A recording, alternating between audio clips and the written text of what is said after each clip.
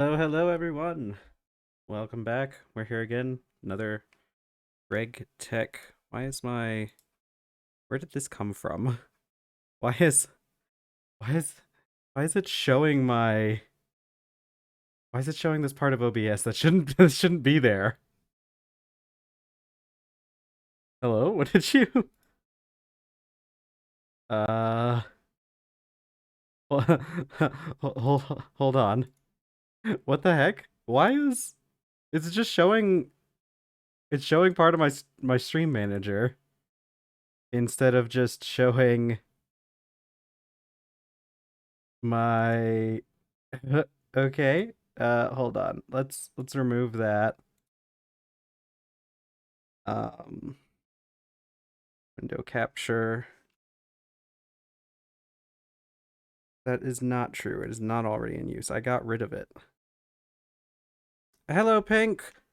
Welcome back. Having minor technical issue. Give me just a second.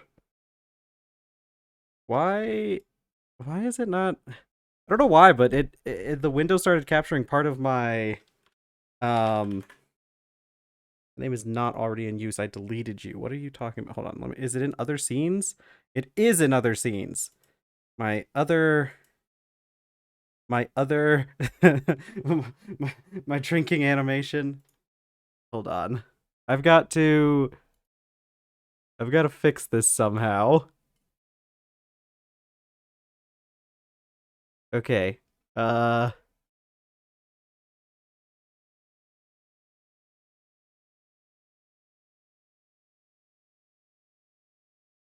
okay. Let's pick this. Okay. There it is. Hey there, little baby. There's a cat also trying to get attention while I'm trying to fix things. This needs to be below the avatar. Is it in my other ones? Okay, I don't know. I don't know why. I don't know why that happened. Okay. Okay, I think we've got... I'll have to figure out whatever happened with OBS later. Ooh.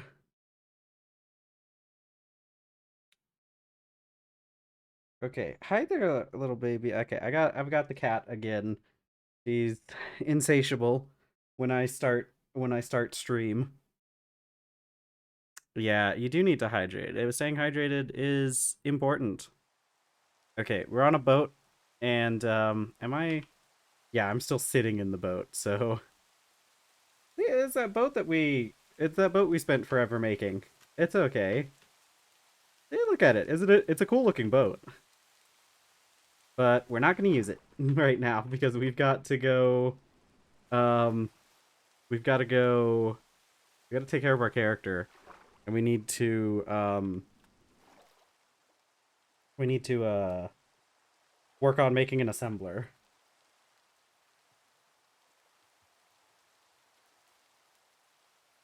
Okay, let's get going.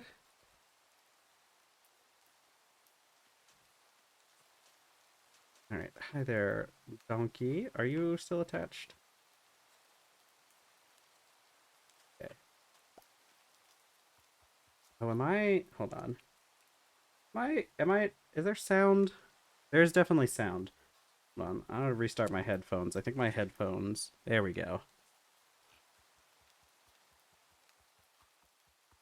Okay. Let's get the music going. Unfortunately, um, I wasn't able to get some time to add um, any new things.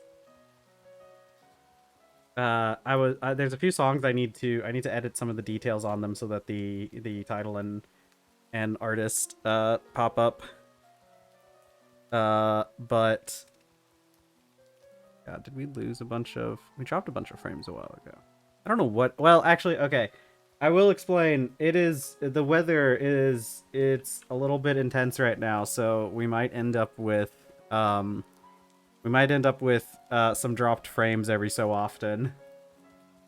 Not much I can do about that one.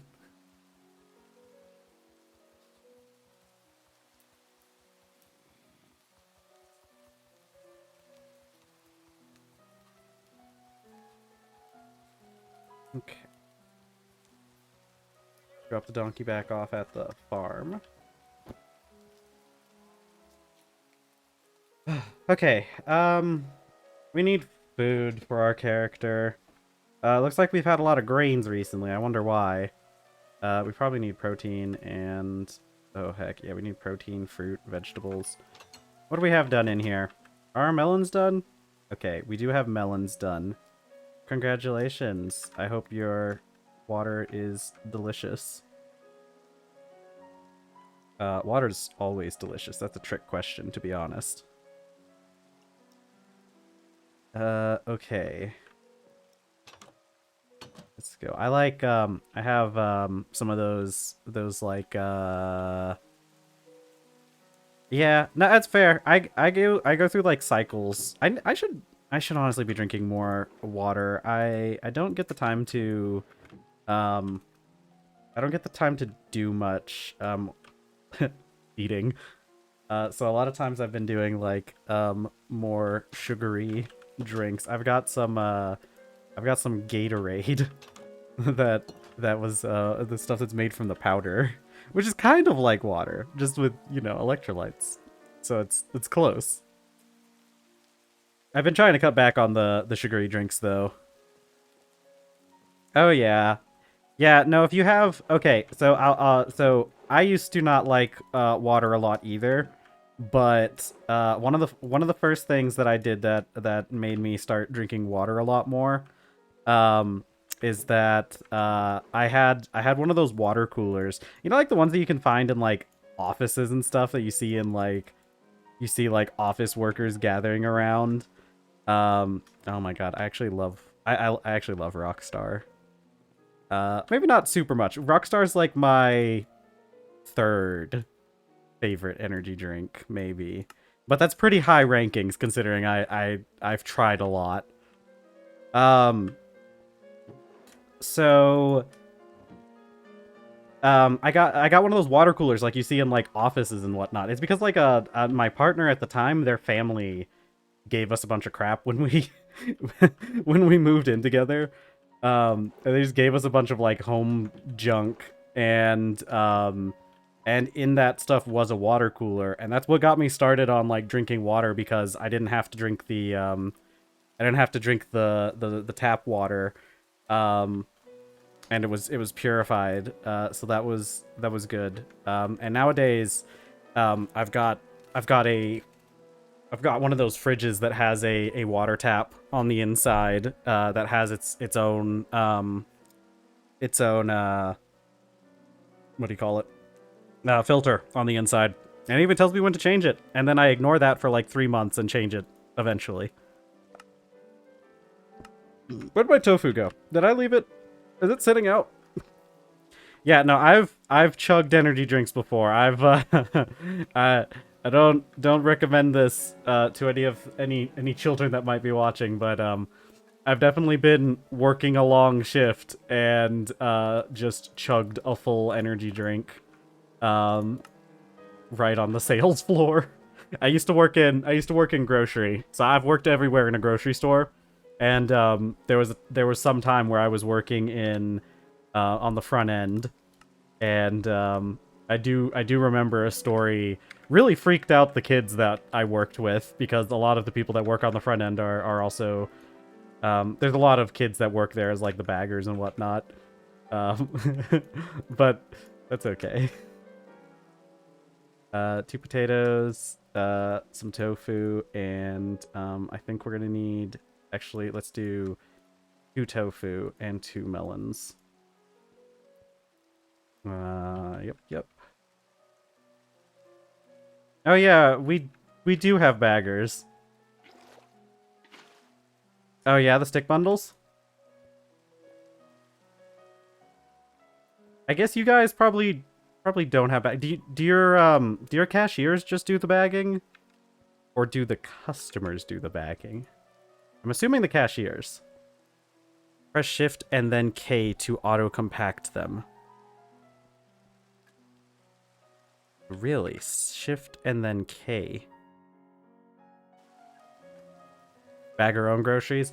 Honestly, I kind of wish that I kind of wish we did that in we did that here, and it's mostly Shift A. Is it when I'm on the?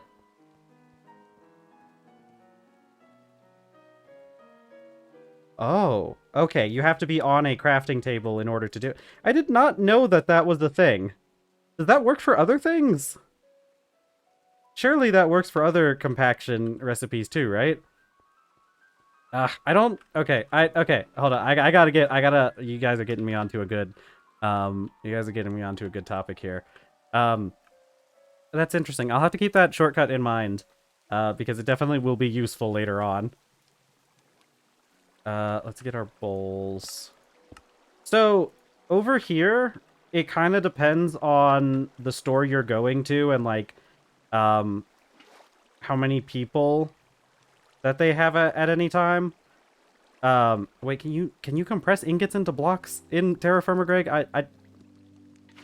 Can you do that?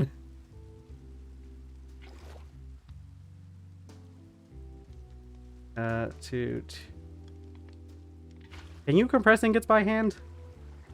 If I just... Okay. Okay, because I'm pretty sure you can't compress ingots by hand, because that would have made, yeah, that would have made a couple things a lot more, a lot easier. Okay, yeah. Yeah, it's probably just if you have if it has a compaction recipe in the crafting grid, you can probably do it. It's probably how that mod works. Okay. So, it kind of depends on where you go shopping. Depends a little bit on, whether or not you will, like who's doing the bagging and everything. Okay. So at like, there's a lot of like smaller grocery chains that put more emphasis on having their own baggers that do bagging, because it's supposed to be part of like the service of the smaller grocery chain, right? Like it's supposed to be like, this is something you get, a luxury you get that you don't get at like the bigger ones. Because places like Walmart, the cashier typically bags it, because they have that bag carousel.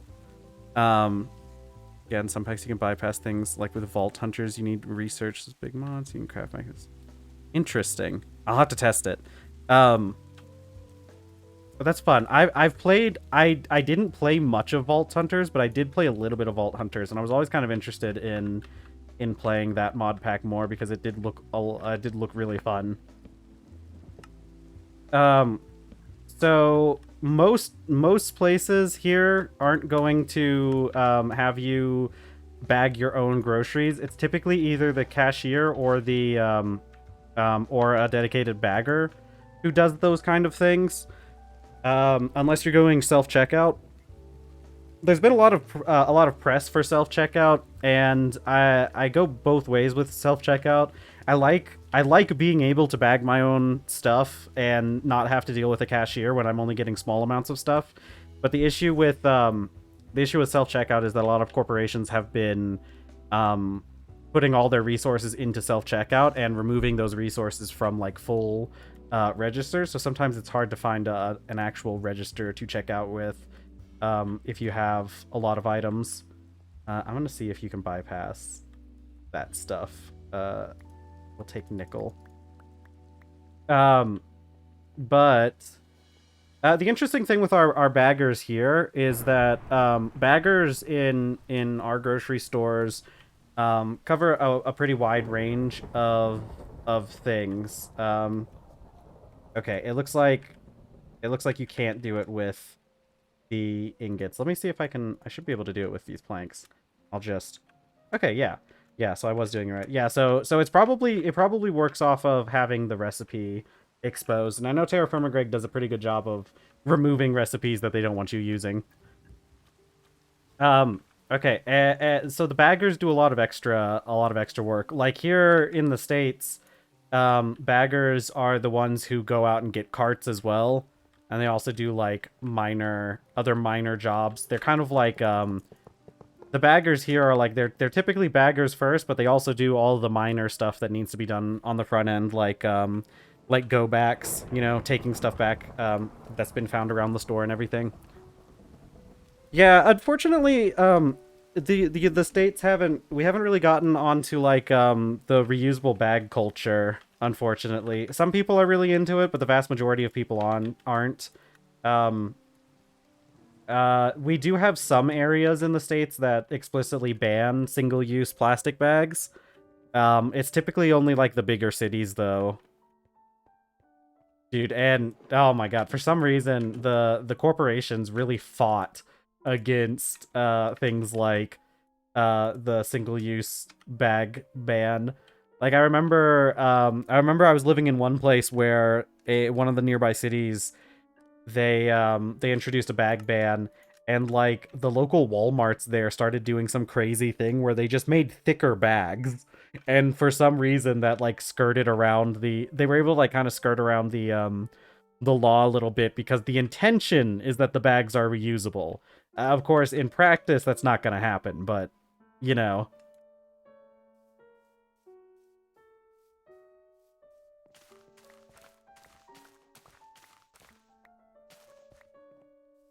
Yeah, let's see. First, it seems to be just any staff members who are between cycle jobs and cart recovery is just one of those jobs. I'm sure they probably do something similar where there's um they probably just have like I mean, cuz like when at the stores I've worked at, it was kind of whoever like had the opportunity could be called to do things like go and get carts.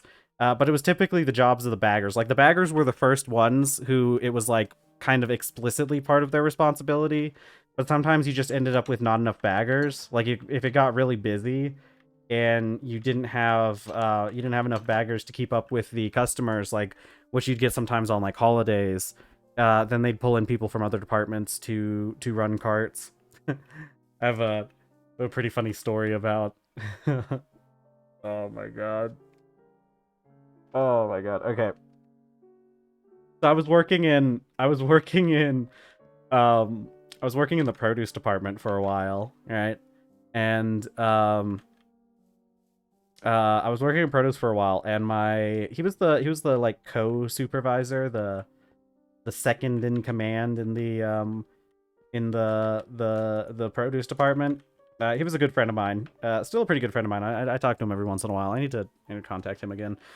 Uh but one time it was super super busy, right? Super busy. And so some of us in produce got called upon to help out with some other stuff on like the front end. And um my friend, he got he got called to do bags, to do grocery carts, to go get some carts, right? And actually maybe it wasn't all that busy, because I feel like I wasn't doing a whole lot, though. Then again, I never did more than I never really did more than I had to, so it may have just been me being a little lazy. But because I remember I was outside and he was doing carts, and the corporate had said like um corporate said, "Hey, you guys gotta we got something. We're like on Sundays. That's as like corporate mandated fun day. Um corporate fun day." So they were trying to get like stupid pictures of us, like, I don't know, having fun at our jobs or something. Um and so one of our managers goes up to my friend who's out there in the middle of the parking lot pulling carts, and is like, "Hey, can I get your picture? Can I get your picture for the silly corporate newspaper thing that they want us to do?" And my friend, he's been having a rough day. At this point, he's having what? Okay, there are children in the basement. It belongs to them for now. Um, so my friend is upset. He's like, "No, no, go away. I don't want you filming me. I don't want I don't want you putting me in your stupid corporate newspaper BS. Go away." And the manager's like, "Oh, come on, don't be like that. Come on, um, come on, don't be like that." And I hear my friend, I hear my friend from across the parking lot. Most of this, the dialogue that I just recounted was like secondhand knowledge. But I hear this part. My friend in the parking lot bellow across the parking lot, yelling, "I am a grown ass man!"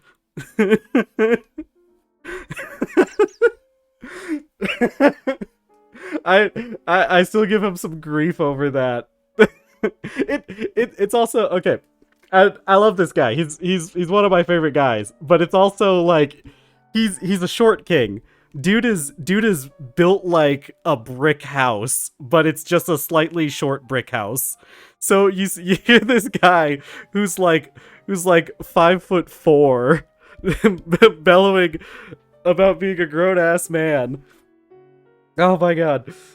Uh, and it was so funny because then like later that day or like later that day afterwards he so he has a kid and they got like a new playpen for the kid and he sends me this picture of him like in the playpen in the playpen with that subtitle, "I am a grown ass man." Oh my god. Oh my god. It was Oh my god. It was so funny. Hold on. I gotta get caught up on your messages. Let's see. Used to have baggers, but they've done away with them since self-checkout became a thing. I don't know. Self-checkout, I like self-checkout as an option, but I really hate that corporations took it as an excuse to like get rid of their employees. Because like realistically, those employees that you're saving from having to use on the front end, you probably should have put somewhere else or to do something else. Like you shouldn't get rid of them. Uh, like there used to be volunteers that would ask to help people with their bags, or the cashiers would ask if you would like that, but long since gone it seems. Interesting. Some of our there's a local grocery store nearby that's a really small chain, and man,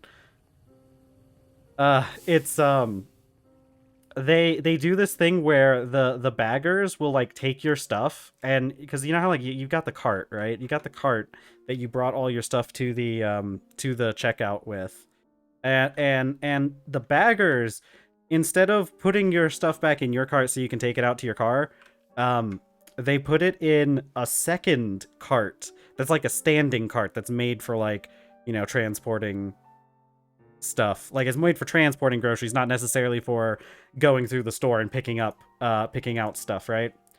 And then they'll take the stuff to your car for you.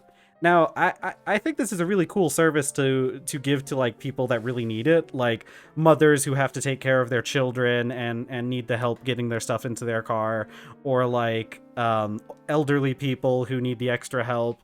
Great service. I'm glad that they have it. But see, here's the thing: they do it to me, and and I'm a relatively young, relatively fit guy. Like I'm not ripped or anything, but I'm healthy enough. I'm not the kind of person that you would assume can't take their own groceries to their car.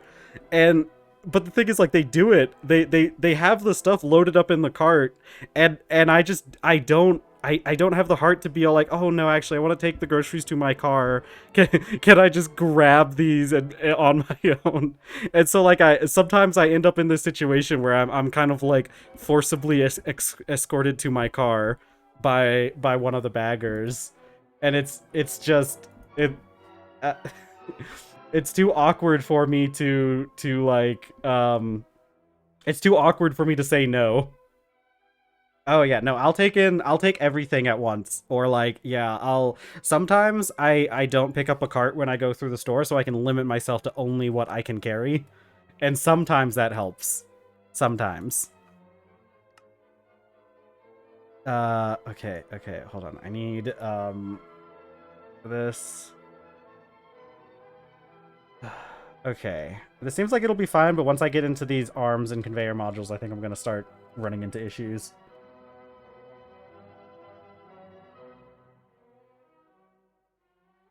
Okay. Hate trying to put baskets away because there is almost never a dedicated area to drop them off, so I'm looking around worried where to put it. That's interesting. Here in the States, that here in the States, we have dedicated areas to put away. Oh, are you mean like the baskets, like the ones you carry by hand? Um, if you're talking about the ones that you carry by hand, yeah, that can be kind of hard depending on the store. My local store is better about this because like I think people buy less stuff. Like they don't buy huge amounts at the same time, but people like tend to go to the local store pretty often, like a couple times a week. So they're pretty good about that. I typically okay. Here, here here's my thing with the hand baskets. I will typically take them back to the designated area because like it's on the way anyways. It's right next to the door, and it's right next to the door, and so I typically take the hand baskets back unless the person working self-checkout is one of the people that I don't like. And it's a very petty thing. And the thing is, like, a lot of times a good self-checkout cashier will offer to take your basket for you because it works out better for them to just take them all in one bulk batch. But there's this. Okay, listen. I'm very petty. I'm very petty about this. There is this one cashier. She's the only one I've had issues with. But there's this one cashier. She typically only works the registers. Every time I go to a register when I have a basket, you know what she does? She takes my basket and dumps it out onto the belt. Okay? Doesn't look at anything that's in it. Just dumps the whole thing onto the belt. And this has fermented in me a seed of hatred for this person. Why would you do that? What if I had sensitive stuff in there? I typically do. Like, who does that? I know, right? Who does that? It's unprofessional. Oh my god. The thing about carts, man, people leave carts all over the place here, and it can get pretty annoying. I don't typically mind people stealing the carts because I think it's fine to steal from Walmart. And those people, and here's the thing: if Walmart does not, they don't service their carts. So like I feel like the only thing that stealing carts does is force Walmart to finally buy new carts, right? Because if you don't, they'll leave the same old busted up cart with the squeaky wheel that doesn't even run right. They'll leave that in rotation indefinitely. I have never been to IKEA, so I can't speak on that. Not a physical IKEA. I've bought stuff from them online. I hear they have good meatballs though. Okay, piston. Oh my god, this is too many motors. Oh my god, look at how much of this crap I'm gonna need. Okay. Oh my god, are they? I hadn't heard anything about IKEA carts being so bad. Here's the thing with this stupid recipe sequencer.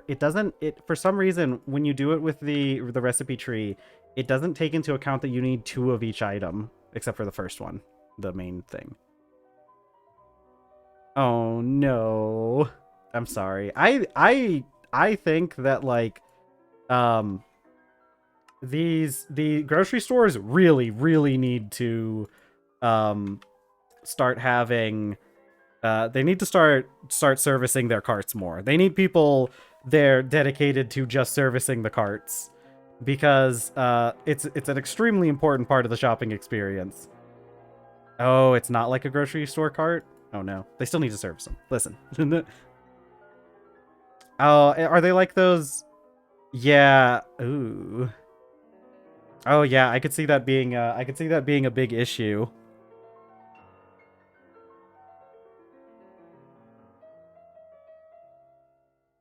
Yeah, because like IKEA normally sells. They mostly. What does IKEA sell? I know they do furniture, but are they kind of like we have Costco here, and they just sell a whole lot of whatever. Okay, I need tin. I'm gonna need a lot more tin. I need 15 plus 3, 18 pieces of tin. Oh no. They need to get on that. They need to make sure They need to service their stuff more.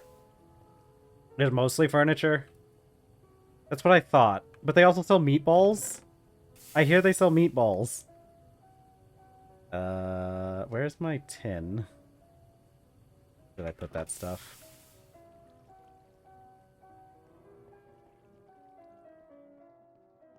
Where? I'm gonna have to go get more tin, aren't I? They have restaurants and furniture.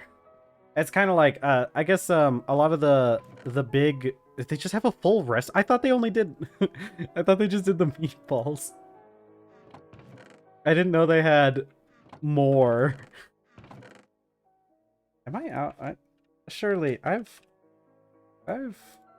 had a small pile of tin dust. Graphite, diamond dust. It's mostly furniture, but yes, they have some toys, mainly plushies, as well as kitchen, bathroom supplies, and bathroom stuff. Oh, it's kind of like a Target. Just with more furniture. And they even have a Whole Foods section usually at the end of the shop. I have heard of the shark plushie.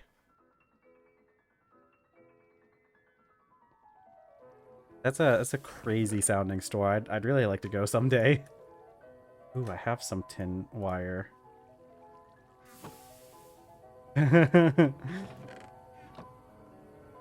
It's very popular on the internet. On in certain circles. Let's see. I think that this centrifuge, I think it's not going to give me any bonus resources until we upgrade it. I feel like we've run enough stuff through this stupid centrifuge and not gotten any bonuses that I think it's safe to say this doesn't work until we get it to like medium volt. I don't know. Oh, they were overstocked on the shark plushie. Literal mountains. Oh, I never heard about the bear cousins. Yeah, they must be little known because I've never heard of them.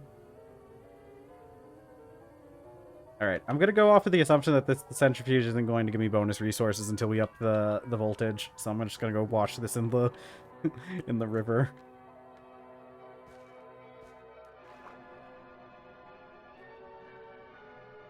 Okay, let's go tin.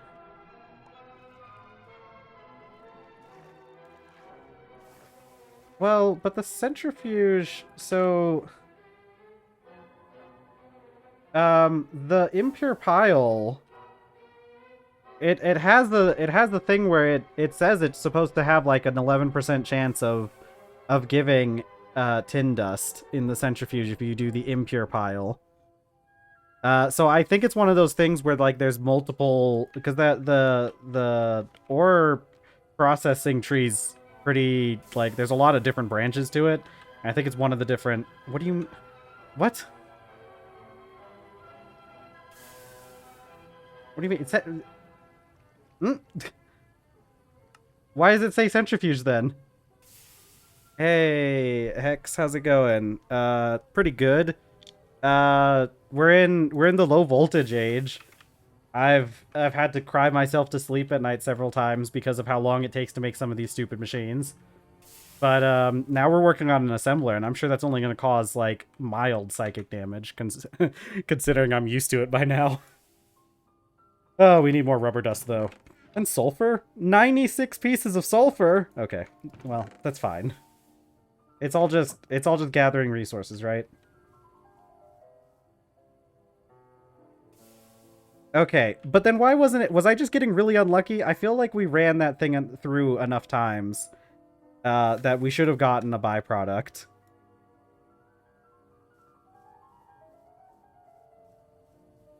Have you had it happen? Has it we could always go take this out into creative if we wanted to like definitively test it.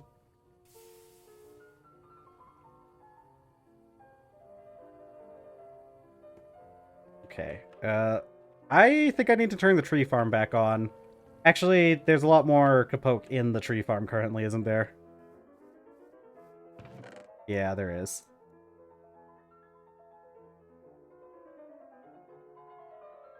Yeah, yeah, I had to turn it off. It was overproducing.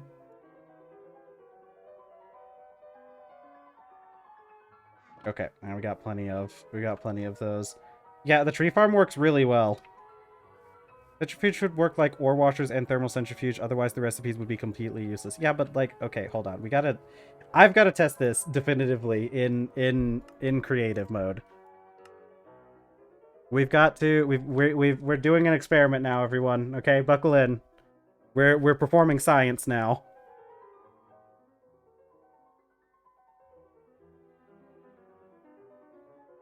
I like how the music carried with me into creative mode. I don't think I was actually expecting that to work that way. How am I gonna get create has a creative fluid tank. If that can hold steam, trying to shiny hunt. I checked out that thing with Pokemon Go, but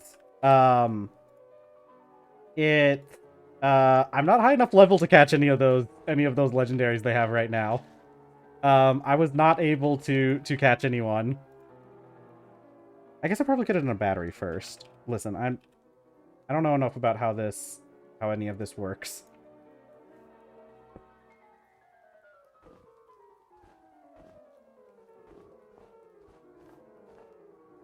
Okay, but I threw the Pokeball at the man and he didn't stay in the Pokeball.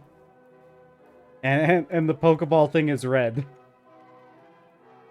Probably a mechanical pump, actually.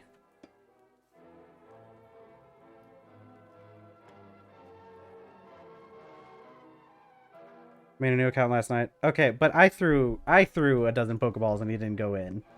And then I gave up because it was just a Terrakion, and I'm pretty sure I can get that. I could just get that on my own. I need to get the ones that have the, I need to just focus on the ones that, that I can't get other ways. What was I? Okay. In cable. The final 5 encounters are Genesect? Okay, I'll keep that in mind. I'll try it again later. Yeah, I'll probably just start from the bottom and go up, since there's probably the rarer ones are at the bottom anyways. Centrifuge. Okay. Cassiterite. Okay, we're gonna take the same thing we have, impure cassiterite sand.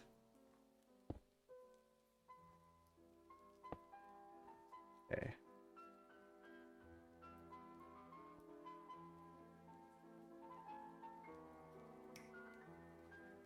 I need fog wheel, engine. No, probably in. No, what is it? Motor? Yeah, there it is. See, so I have Pokemon Black and White and everything on my what do you call it? On my 3DS. So I can transfer anything that I can catch in those games, I can transfer over. I just need the ones that you can't catch.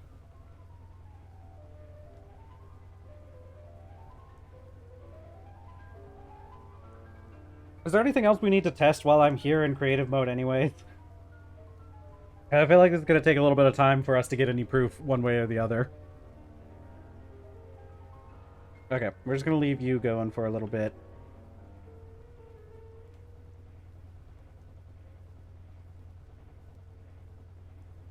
Yeah, it's going pretty good here. Oh, hey, there's the pigs. Do you guys want some more asbestos? Actually, how long has it been since you guys have eaten? Actually,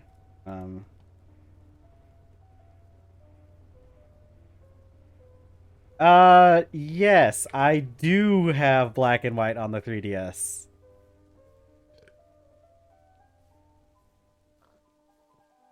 Sort of. Technically, yes, I do.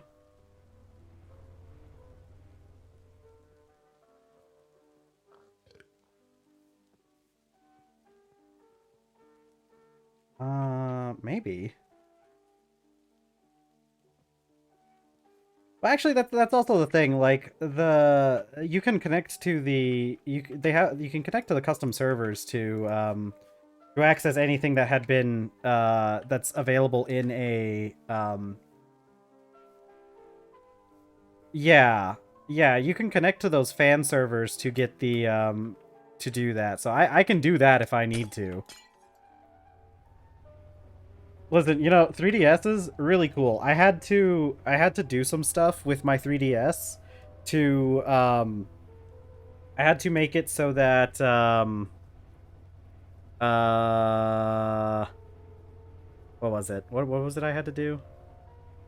I had to do a lot of repairs on my 3DS because it was really old and had sat in storage for a long time. And there were a couple things on it that had broken just because they decayed over time. And it doesn't work on the DSi XL, only seems to work on the 2/3DS. Yeah, I think that's true. It's actually really easy to hack a 3DS. Relatively speaking, I guess. It does take a little bit of technical know-how, but it is relatively easy. All right, we're gonna do something. We're gonna do something fun. We're gonna do this, and we're gonna do this. And I'm probably just gonna grab this platinum cable because why not? It just costs a lot of money because I can't do it personally. Yeah, well, if you don't have a 2 or 3DS, then you're going to have to you'd have to get one to use, and those can be getting a new one can be pretty expensive. I was lucky in that I already had the 3DS. What you do have? What do you mean? Okay, hold on. What do you mean it costs a lot of money? You're gonna have to explain, because hacking your 3DS doesn't cost any money if it already works. Platinum cable.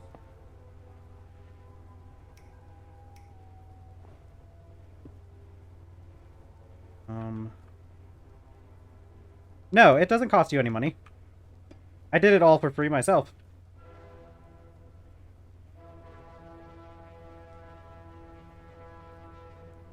Do you mean like paying someone? You can do that. You can do this. I promise you, you can do it. I can't remember the exact. Oh, you don't have an SD. What did you buy an SD card adapter? Buy it. You can buy one that works through USB. You can buy them for like $10 maybe max. That's what I used. Oh, okay. Well, we'll have to scrounge together $10 so that you can get yourself an SD card reader.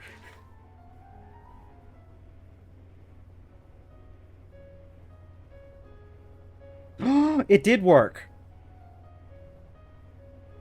Okay, it did work. I want to test something though.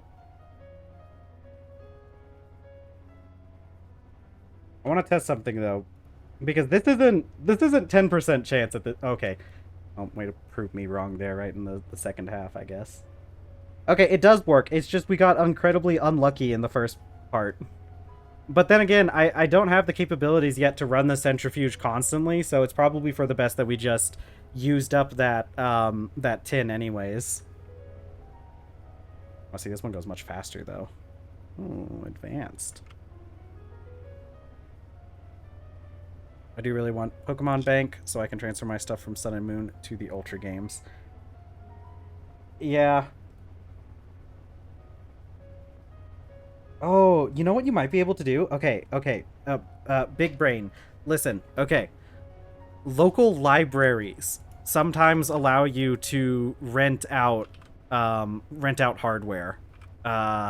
You might be able to go to a local library and rent an SD card reader.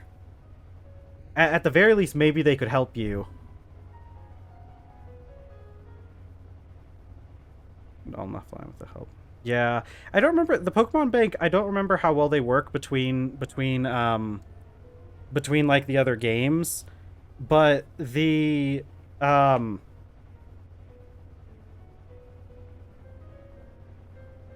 just doesn't work fast enough.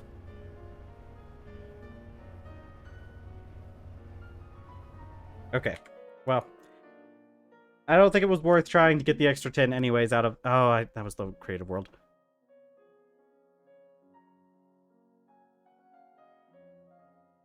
Okay. I loaded back into the wrong world. Okay, but we've proven definitively. We've done science and proven that that it does work. We just got incredibly unlucky, and I probably only did like 10 to begin with.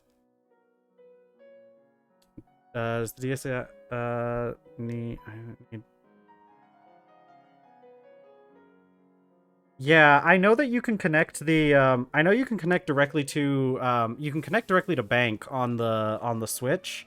I just don't know if you can... I guess actually, yeah, because bank, if it just works on the 3DS, then you should be able to transfer between games on the 3DS as well pretty easily.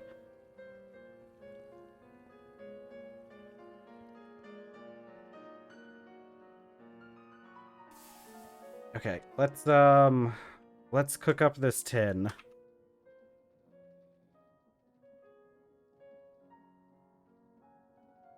Forgetting I put my my striker in here.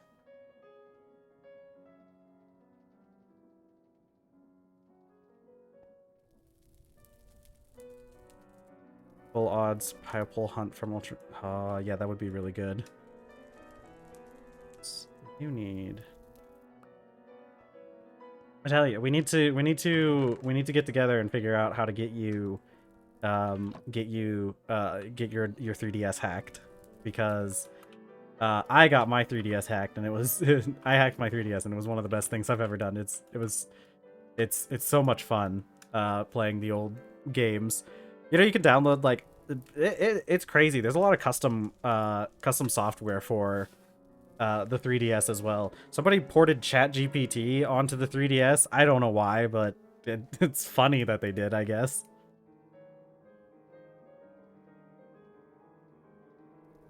There's also like some kind of Breaking Bad game. I haven't downloaded half of the stuff off of the service or whatever. Ooh, that's quite a commitment. 15,000 encounters. That's a lot. Okay, we have 10 though. Oh no. I need 31, which I means 16. Oh, well, that's good. At least he didn't have to. At least he didn't have to wait too long.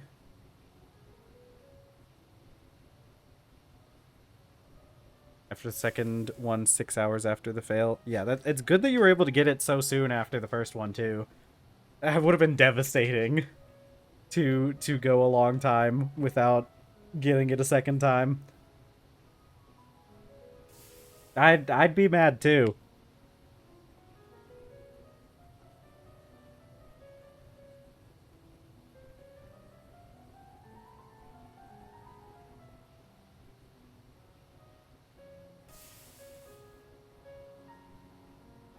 Aw, I'm sorry.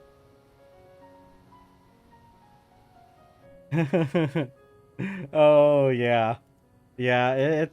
It'd be like that, doesn't it? It's very often it'd be like that. We need more copper.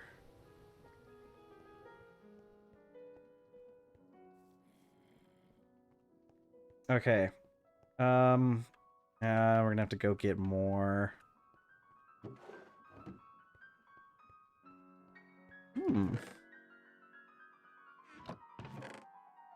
Yeah, I was gonna say, because do you ever watch ADEF? He did a really good video explaining a few very unlucky shiny hunts that got streamed.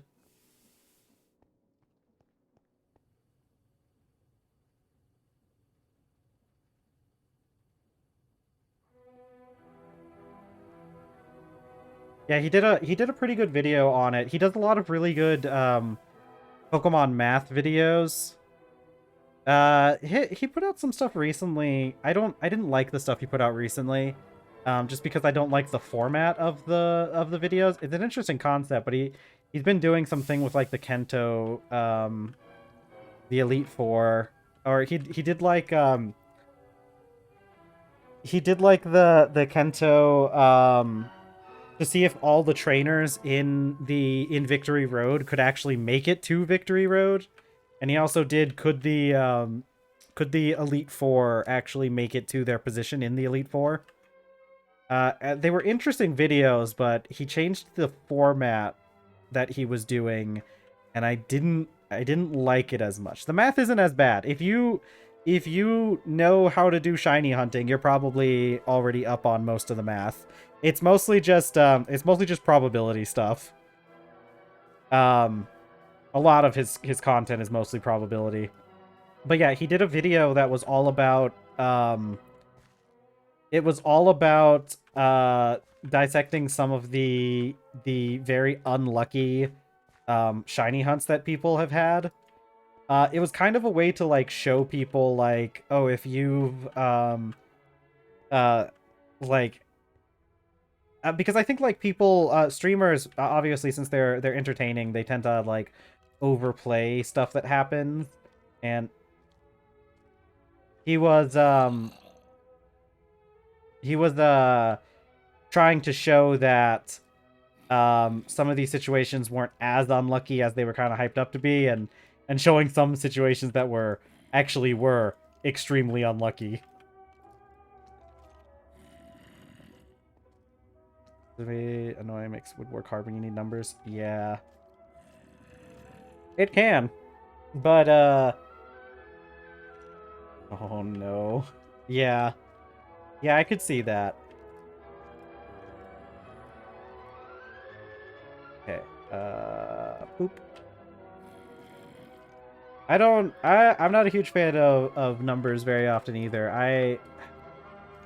Whenever I try to do math by hand, a lot of times it doesn't work out well. I can do basic stuff, but if it's anything that isn't like dividing by 2 or 5, it gets very sketchy for me, and I start pulling out the calculator. It could be something like that. I know there's a form of dyslexia specific to numbers, but it's probably also I'm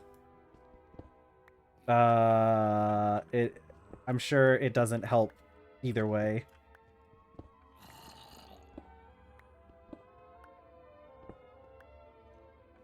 I've always been pretty good at I've always been relatively good at algebra as well. I think algebra was definitely a lot more a lot easier for me to understand than a lot of hello.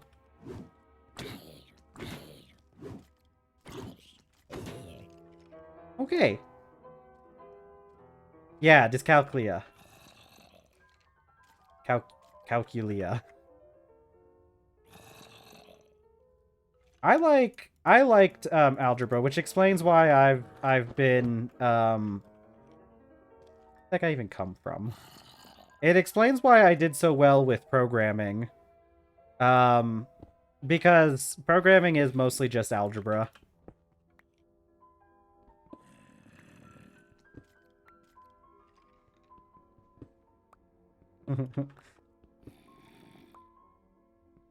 Have you ever tried any programming? Most of my chat has dabbled in programming at some point, or is like explicitly in programming, which I think is very funny, and also very expected. I don't know what I was expecting when I started streaming TerrafirmaGreg.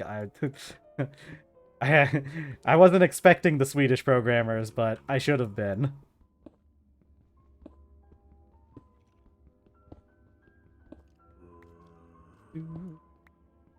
I feel like programming also helped me get better at math as well.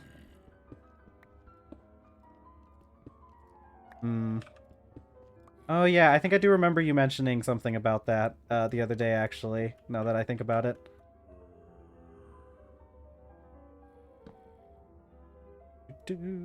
Well, oh yeah, that's fair. If you have some form of dyslexia, it might affect your ability to parse through programs. especially if they're poorly written. Yeah, no, that can definitely cause issues when looking through lines of code. Well, once our stream gets to the point where we get computer craft, I'm going to be doing lots of programming, so it'll be pretty fun. Times 4 pyro oven setup doesn't work in my survival world when it works just fine in creative. Can't find anyone else who solved the problem. I'm sorry, Adora. If I was at that point, I'd help you, but I still don't really understand half of what you've been working on. Maybe one day. How do I get out of here? Probably that way. Look, it'll be fine, okay? Once we get to... we're going to eventually get to a point where I'm going to be doing a lot of programming. Let's see. And you can follow along with me as I program, and maybe it'll help, or maybe it won't. I can't really guarantee any results. How the heck am I getting out of here?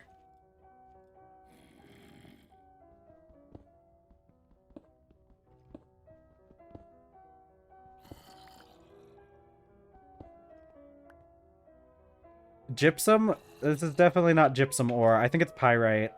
Pyrite and iron is the stuff we've been finding. When you have copper veins like this. Oh, the rock is rhyolite. I have a lot of this stuff here. Smooth rock in my inventory. These things, I've got andesite and rhyolite. I would love to see the TFG expanded to Stargate, not gonna lie. That would probably be pretty fun. Oh, okay. Oh, yeah, no, I do have a resource pack on. Vexed Visuals. I highly recommend that you use this,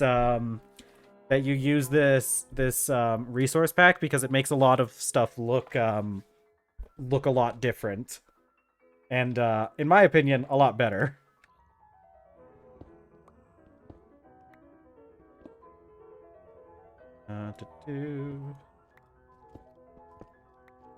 Oh. I think I found my way out.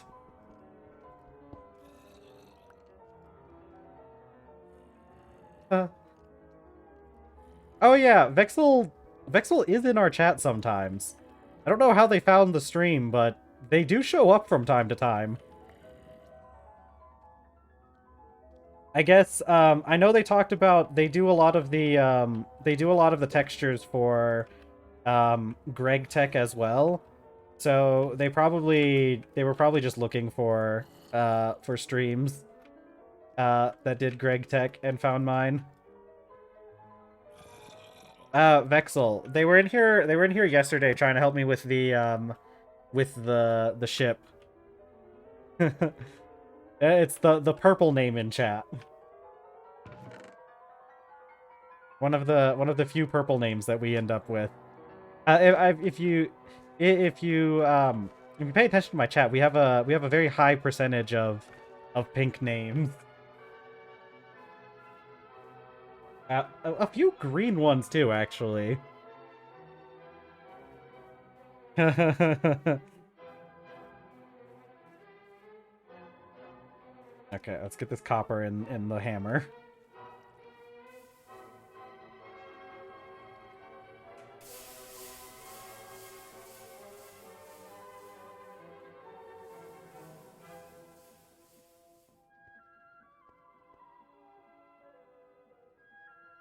Okay, let's see. Thanks, Chopin. I really do enjoy. Yeah, I'm sure it is. I can't see any reason why your name would be pink. Okay, I'm pretty sure this stuff doesn't go into... Oh, it does go into a centrifuge. It makes cobalt dust. Is it worth trying? Is cobalt worth anything? we can't. The issue is we can't really run the extractor constantly. I don't think it's gonna end up being worth it. I think we're just gonna wash it. What does this stuff turn into? Pyrite. Ooh, that gives iron. Okay.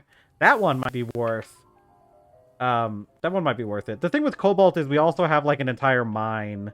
It does look great, but I'm pretty sure we have like an entire mine filled with cobalt. So I don't think we actually need to be extracting it out of the centrifuge if we can't just dump it in and let it run on its own.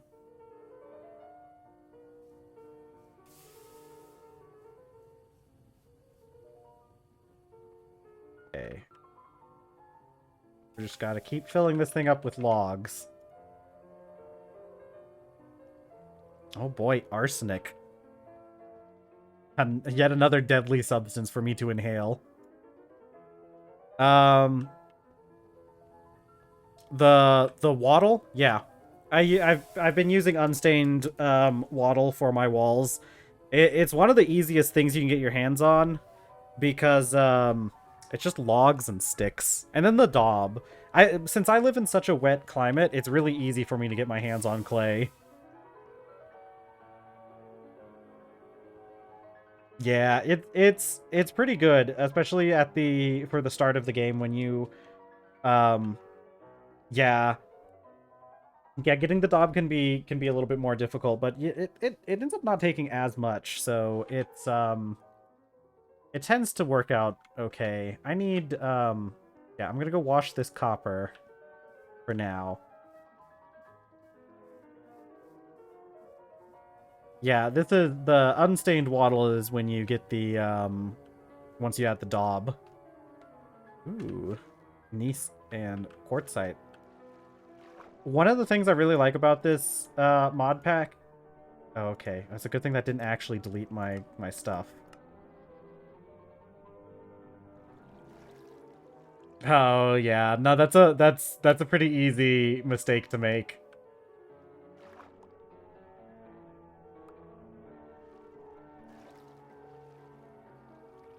One of the things I really like about this mod pack, though, is how some of the limitations on resources that you have access to can affect the way that you build.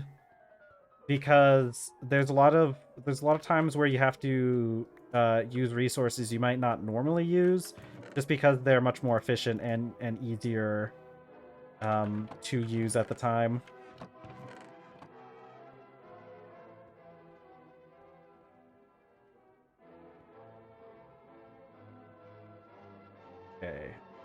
Okay.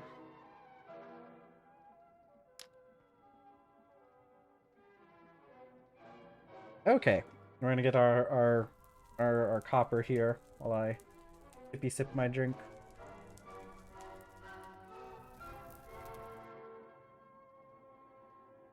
Oh, I did see. I didn't actually. I guess I did watch the whole thing, didn't I? Yeah, I saw that. I saw they revealed the starters. Ah, man. I'll be real with you. Seeing that Pokemon Day Direct made me really I'm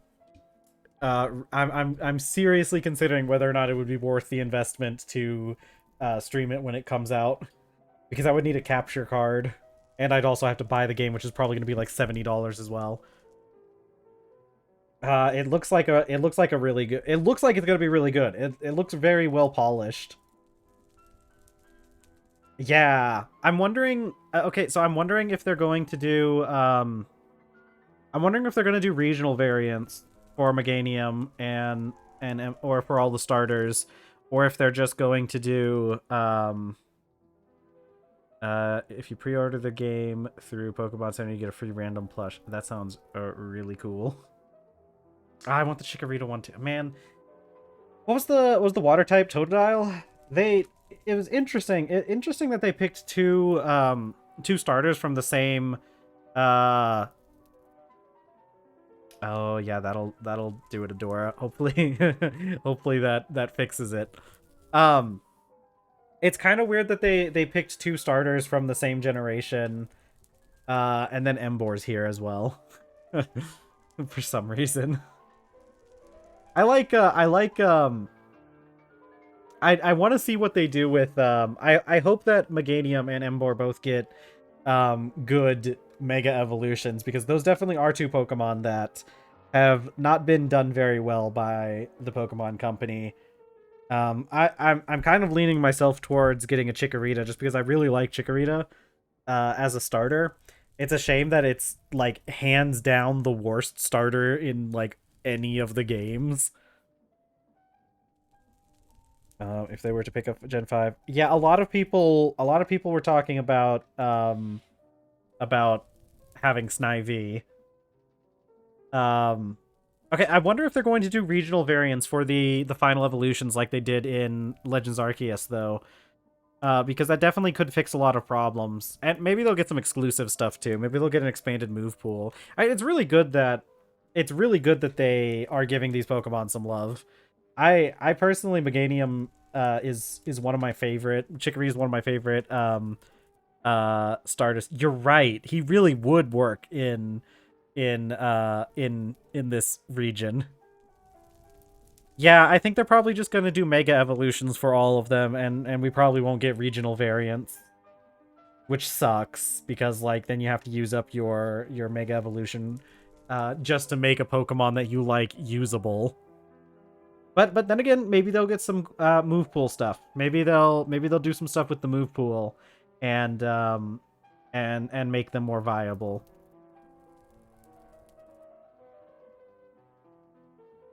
Okay, let's see. That's all our copper. I need 20 pieces of copper because we're gonna make 40 wires. Yeah, we'll have to see. We'll have to see what they do. That we don't know enough about. We don't really know anything about how it's going to come out. But I'm hoping that they do a good job with these guys. Oh yeah, Bayleaf's a good one. Hey Pero, man, we got like most of the gang here today. Yeah, we're doing pretty good. I made a sloop the other day that caused psychic damage to me, but we finished it. And now we're working on getting our assembler, so I'd say we're doing pretty good.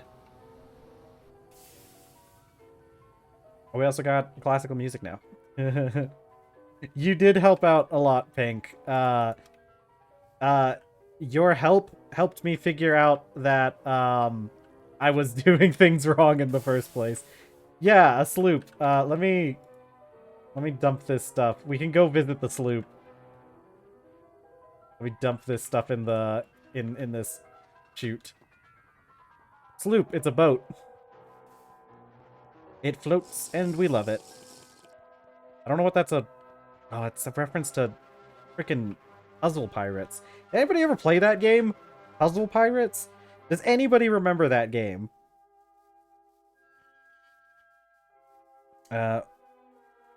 Yeah. Yeah. No, it was definitely very helpful. Puzzle Pirates was a Puzzle Pirates was a game long time ago.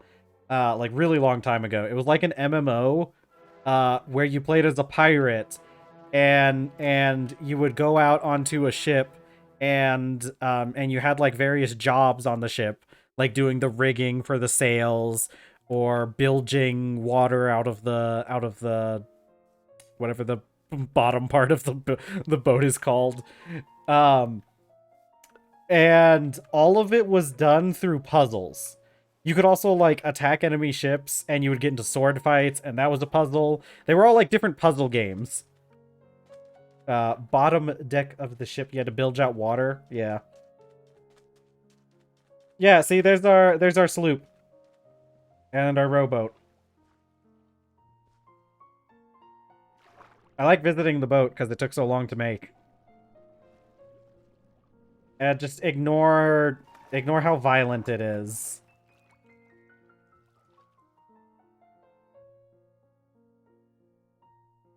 I don't know if it's a good thing to stand on this thing while it moves. Okay. How about calm down? How about calm down the boat? Hello? Okay. Boat. Okay, drink the seawater.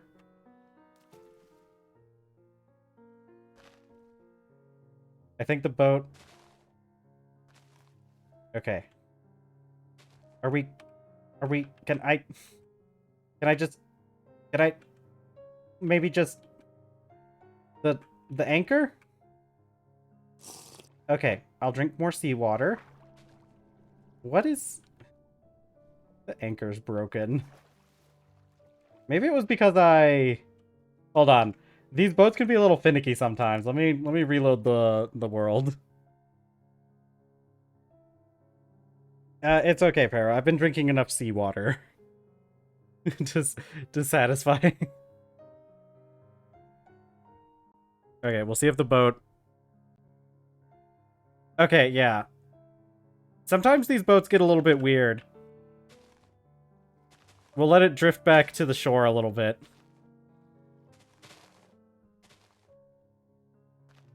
That's what yeah. Well, the rowboat also does some... Well, the boats in general, sometimes they do weird things. I've had issues where, like, the boats, like, especially the rowboat, when I was trying to, like, attach the lead to the hook, the horn or whatever it's called, the cleat, it wouldn't, it wouldn't, like, accept it. And so I've had to do things like I've had to reload the game before in order to like attach my boat, like moor my boat to something. Speaking of which, I'm pretty sure we can do that with the sloop as well. I just don't have a fence post on me. But yeah, the Firma civilizations, the boats can be a little bit buggy, as we have found. Let's eat some food on our way back. And yeah, we have been getting our microplastics in. We need to get to the point where we can start making making plastic, and then we could dump some of it in the ocean.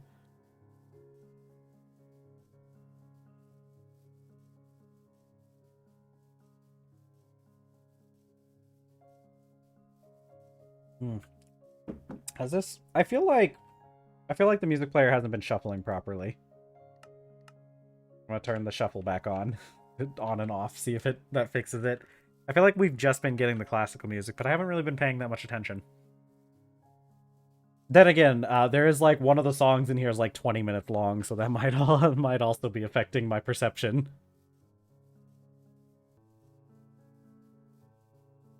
We need horses. We're gonna go find horses. We're gonna put them on our sloop.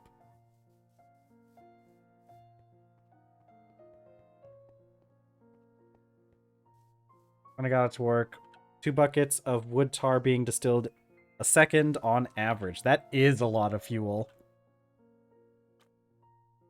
That's true. I think at that point it counts as macroplastics, though.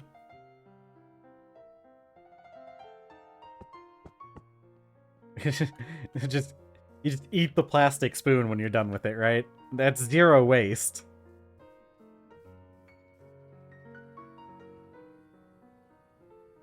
Let's see. Okay, we're gonna need more iron too. I hate I hate all the iron that we need. We're gonna have to do another batch of steel. I think we're gonna have to... God, we might have to work on... I think we need to get the iron going. I think we need to get our iron production up. Or not iron. We need to get our lava. Let's see. I'm trying to think. I think iron. I think we need to get maybe another steam engine so that we can, or another steam boiler, so we can start running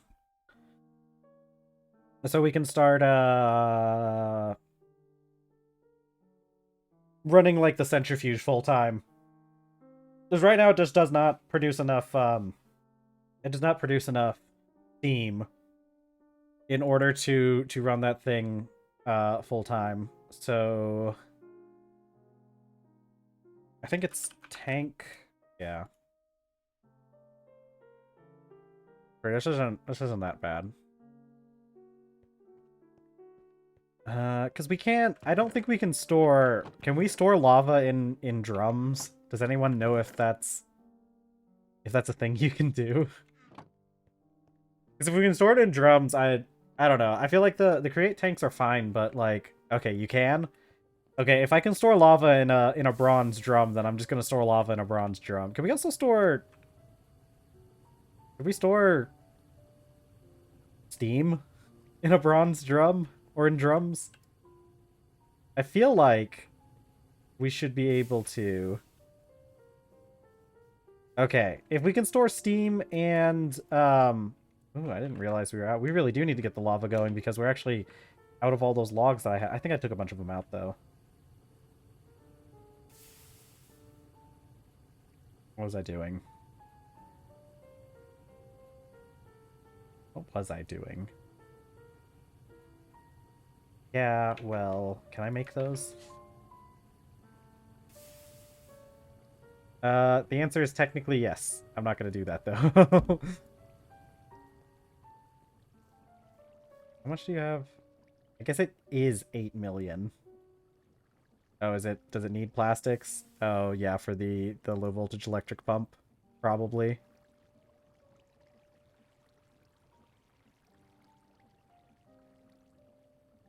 Does? Does? Oh, okay, that's what it is for the for the polyethylene fluid pipe. Yeah. I'm just gonna do drums though. Drums work pretty well. The only issue with drums is having to drain them from the bottom and make it a little bit difficult to work with, but other than that, it's really not that bad.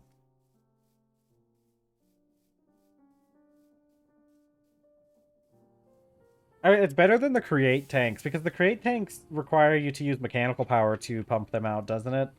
I'm pretty sure the only way to pull out of oh um to pull out of the mechanical tanks is uh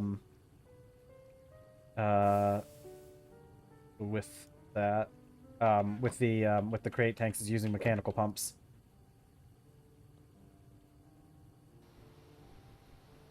Yeah, but like it needs to be automated. Like I need to and I mean it wouldn't be that big of a deal, but it adds extra things onto the it adds extra things into the mechanisms that I don't necessarily want to deal with. Whereas with the crate or with the Terra with the Greg Tech ones, it's kind of just whatever. Okay, we're about to have all the copper wire. We're gonna need more steel and a lot more sulfur. No, I think I need to work on getting steam production before we mess with this too much. Let's go back down into the basement and say hi to the children that live down here apparently. Oops. I need to I should have my axe. Actually, I already have my sword on me. I just remembered.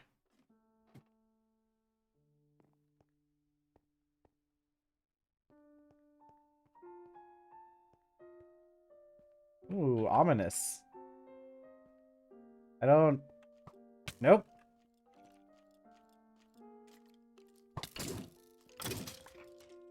Okay. Anyone else? I see a creeper over there.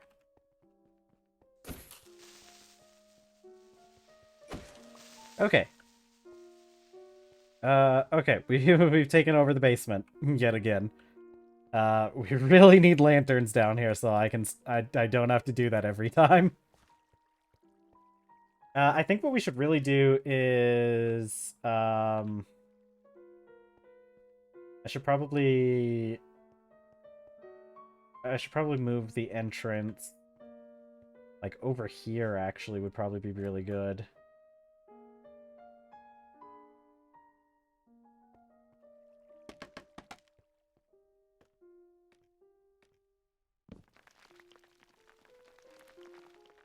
All right, let's go figure out where that entrance is, actually.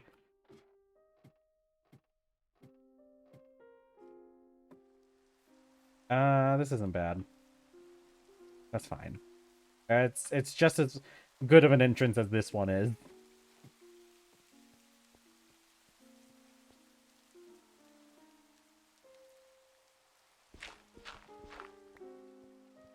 Why is it so dark over here? Do I not have any torches? I don't.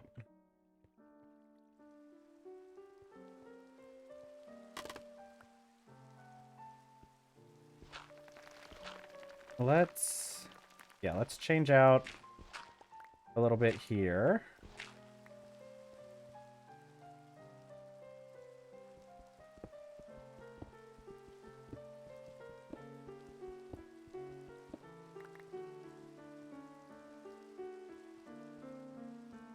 Making a large basement. It's helpful for some things, but I'll be real with you. The amount of guys that try to kill me every time I go downstairs is a little bit much. Just make sure you keep lighting in your basement. I have the torches turned up to where they last 6 days instead of 2, but it's probably not a good idea to invest too much into a basement until you can get lanterns.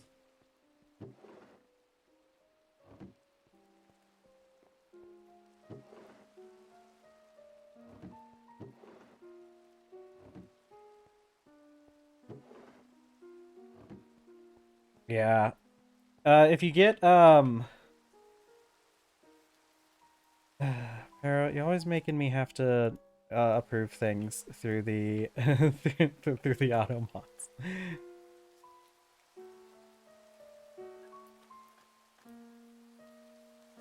Lanterns are fun to make. It gets easier once you get an alloy smelter though. So if you're just doing a few lanterns, it's whatever, but it can be a little bit tedious if you're making them by hand, as opposed to once you get the alloy smelter. Yeah, I think the way that the auto mod works is it'll work if I approve a term, it'll only like approve it for that stream, I think. Which one of these days I've got to just go in and like tell it which terms I'm okay with, like fully. But I don't know why it doesn't just like work that way in the first place.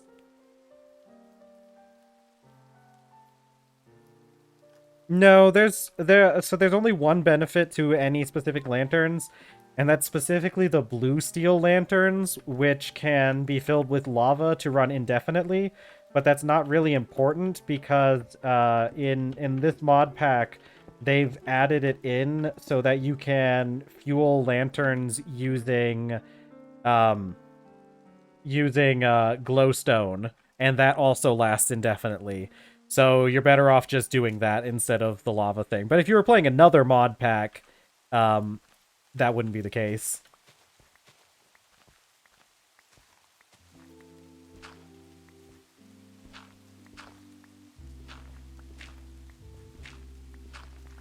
Oh, there goes that one.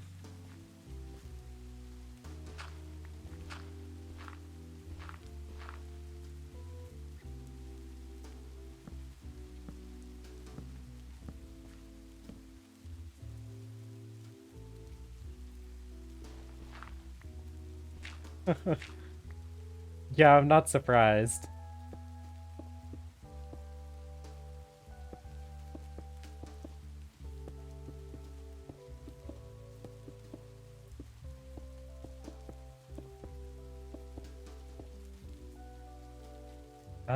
I need some sort of hatch. Probably hickory, right? Trap door. Ooh, this steel one looks nice, but there's no way I'm gonna make one out of steel. But actually, that steel one does look nice. Oh, but the sealed trapdoor looks really nice too. I think we do with the sealed trapdoor. Sealed bricks, that's easy. Use a transfer my shinies over that can already be obtained in PLA, unlike legends, mythicals that are shiny locked. Yeah.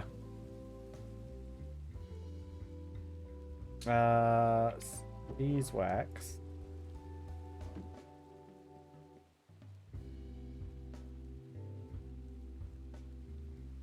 Okay.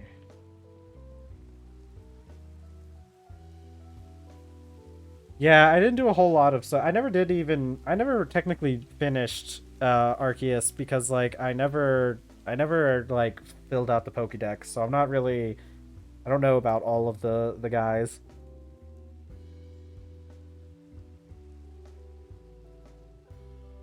I know a lot of them come through those distortion rifts, and those can be kind of a pain to farm.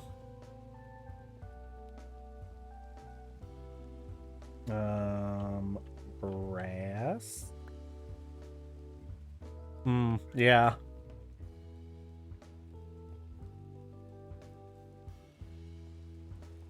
Yeah, I never really done it myself, but I heard those were a bit painful. Yeah, we're talking about Pokemon, Pharaoh. Specifically, Legends Arceus.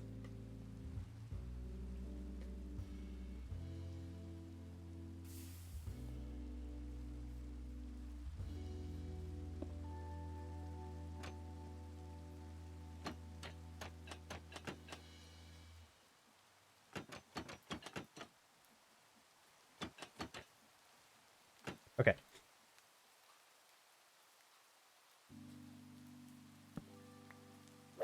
Oop.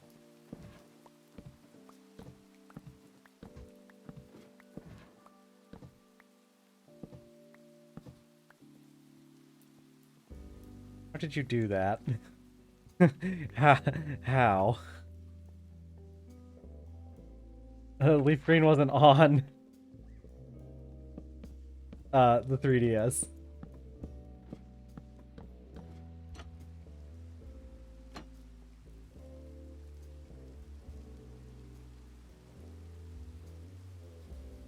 Okay, we have our hatch. I'm gonna go play more.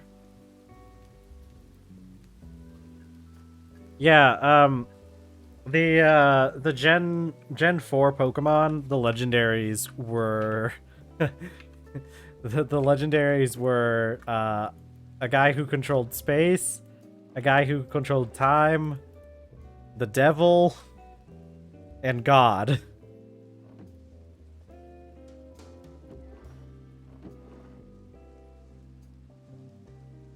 If you played Leaf Green on a DS, you would have had to have done it on either the original DS or the DSi, because Leaf Green was a what do you call it? It was a Game Boy Advance game.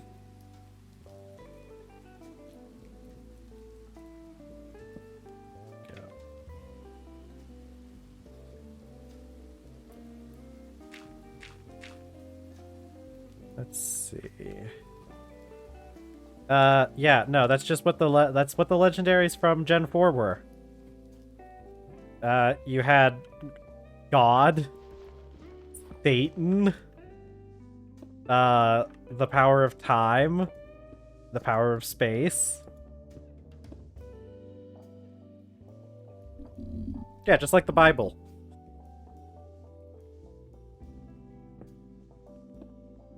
Arceus is technically Arceus like legitimately is like biblical god though. It made the entire Pokemon world essentially. Actually, not even essentially. It just kind of did, or made the people that made the world at least. It's me, the devil from the Bible.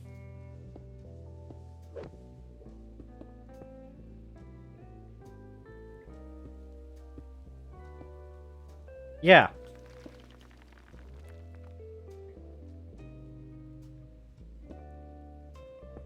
Listen. Even God isn't immune to Gen 9 power creep.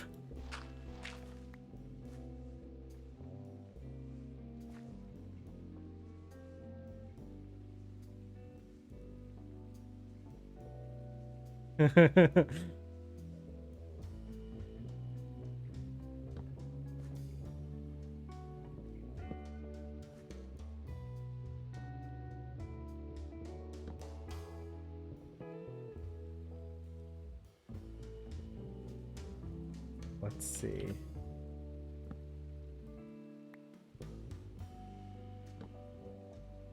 Don't worry about it, Pero. It's just standard Pokemon lore.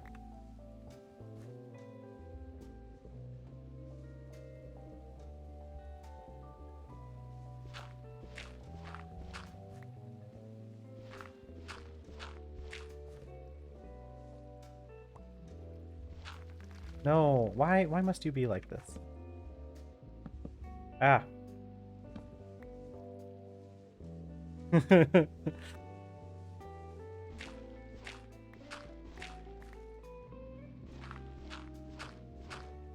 I still think the funkiest, one of the funkiest Pokemon lore bits or legendaries is the resurrected fossil bug that they put a cannon on its back.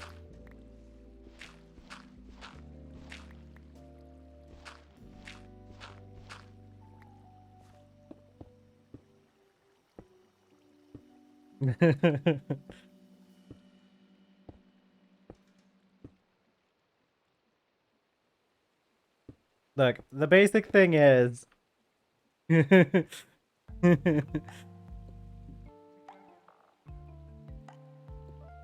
That's fine. I think one of the cats got him.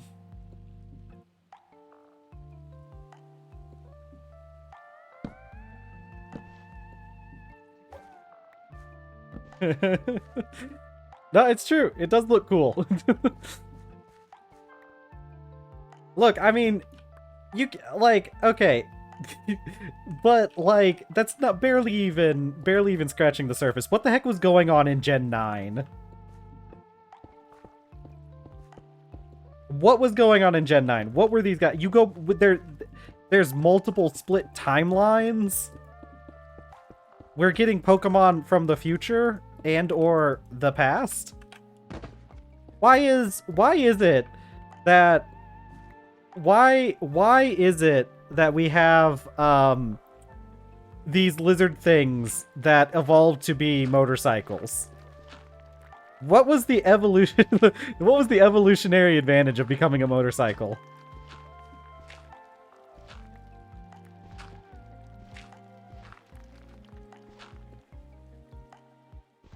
It's fine. I'm sure he asked for it.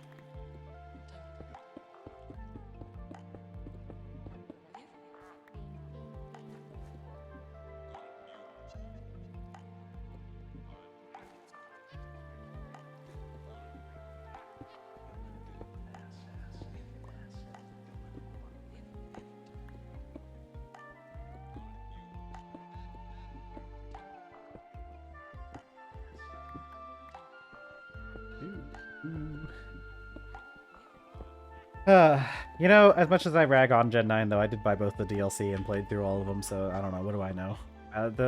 Okay, listen, the DLC, low-key, the DLC for Gen 9, better than the main game in most ways. The main game was pretty good, though. If you can ignore all the bugs with the main game, it was pretty good.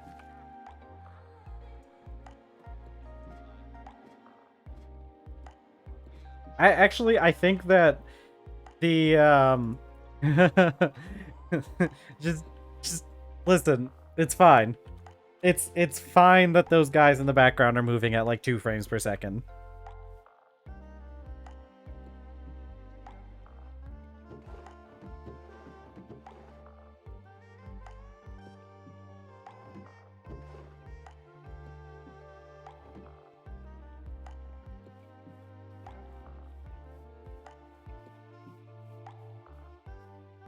One guy was assigned to lightning.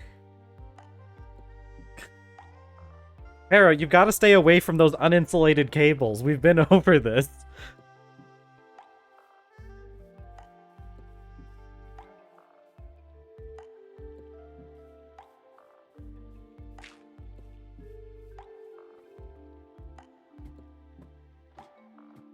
Oh wait, I needed to get bricks. I just didn't get my bricks. Yeah, I don't know. Assigned to lightning. I don't remember the credits in that game. I don't remember how they go. But listen, I liked oh, lighting. I thought you said lightning for some reason, like he was assigned to an element. He was the elemental lightning man. SV lighting is so bad, but if it's made by one guy, he still did a good job, I guess. Yeah, I mean that's fair. I mean, like, didn't they what was it? They what's it called when you have people who aren't the main guys who do your stuff? They outsourced. I heard they outsourced a lot of the labor on S&V, which is part of the reason why a lot of it came out as bad as it did, because it's not their standard. Yeah, true.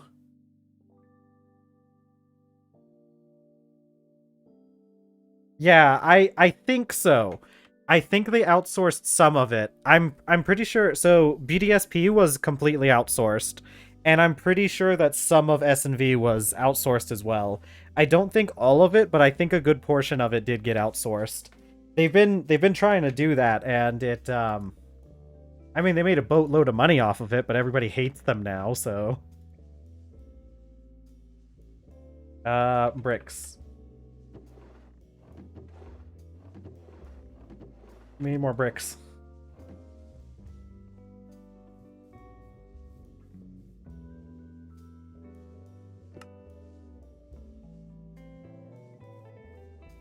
Oh yeah. No, they really are.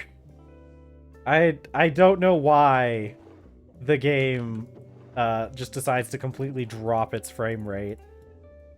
Like, man, like we were talking about like earlier, dude, man, so many like unskippable so many unskippable like long parts of the game, right? Like that whole animation where you throw your Pokeball to catch the Pokemon, that animation alone takes forever. Just an unnecessarily long animation that you have to look at every single time you catch a Pokemon in a Terra raid. And it lags.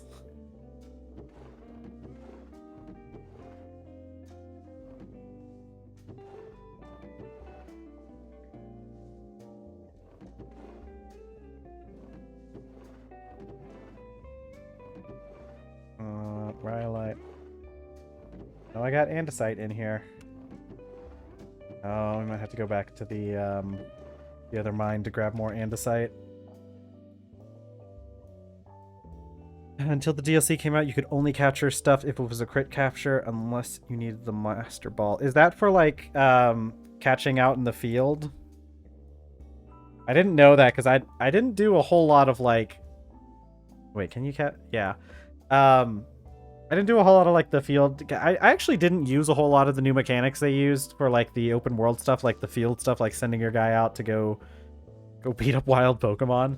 Not while I was doing the playthrough. Later on, when I was like trying to level up Pokemon, I was doing it a lot more. And honestly, it's a really good mechanic that they added. It's just a shame it was added in to S&V.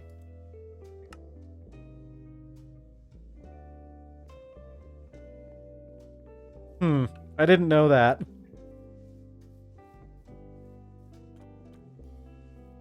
I didn't know that. That's a pretty bad system.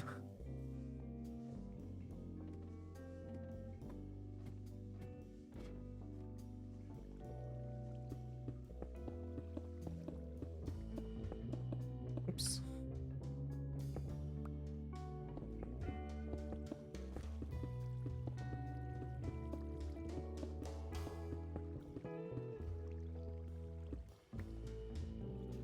Okay, let's do this.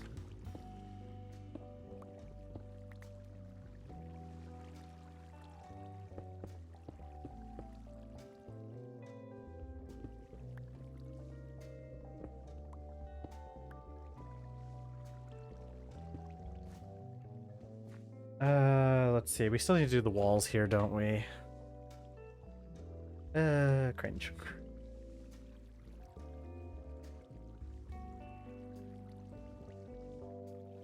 Okay, yeah, a lot of the a lot of the decisions they made for this game are a little bit confusing.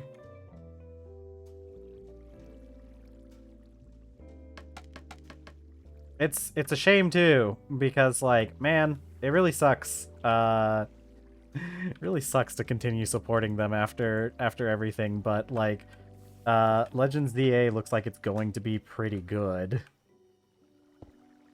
Oh, no. There. There.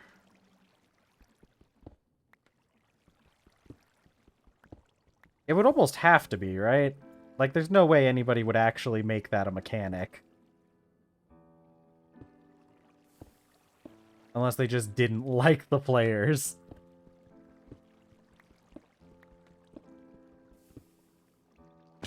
Ow.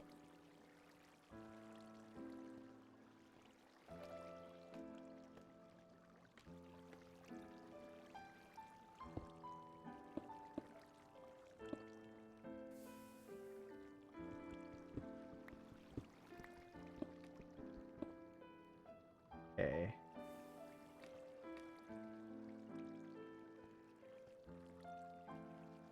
I do like a lot of the mechanics that they came out with in S&V were really good, though. Things that really should have been in Legends Arceus in the first place. Like a lot of the things about... Oh. Okay, we'll fix that later. There was also like things that didn't make it from Legends Arceus, and that should have been in S&V though, like the capturing out of battle mechanics in general. I feel like we're a lot better in Arceus. Company that at least thought the idea of making players pay to reload their weapon. That is true. I did hear about that. There was a company that tried that once. Wasn't it EA? Wasn't that for like Battlefield or something?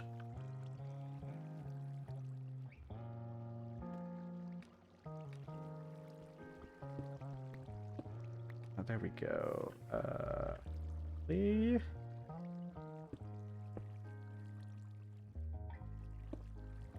we go.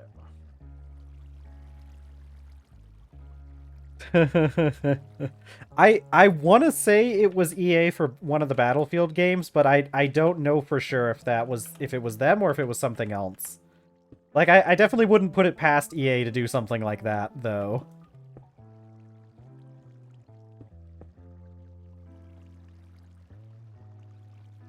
Yeah, it was like it was one of the ideas that one of their CEOs had. It was like that thing that happened with Unity, the game engine. One of the CEO had some crazy idea that they were going to make it so that developers would have to pay every time one of their players downloaded one of their games. Or I think specifically was whenever they installed one of the games.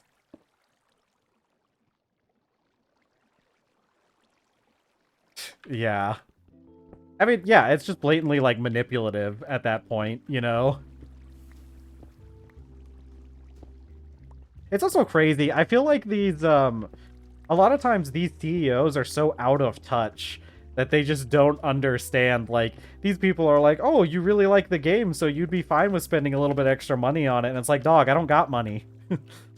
I don't got the kind of money that would be able to fund a situation like that. Like, yeah, maybe if I had unlimited money and it cost like a couple pennies or something. But, you know, I don't have the kind of money to do something like that.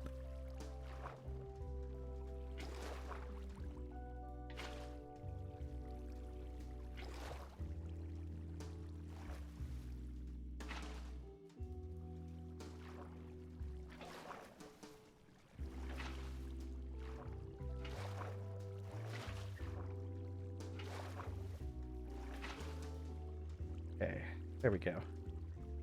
Yeah, see, now this looks fun. Oh god, this one's the loud one. Found the quote from the CEO.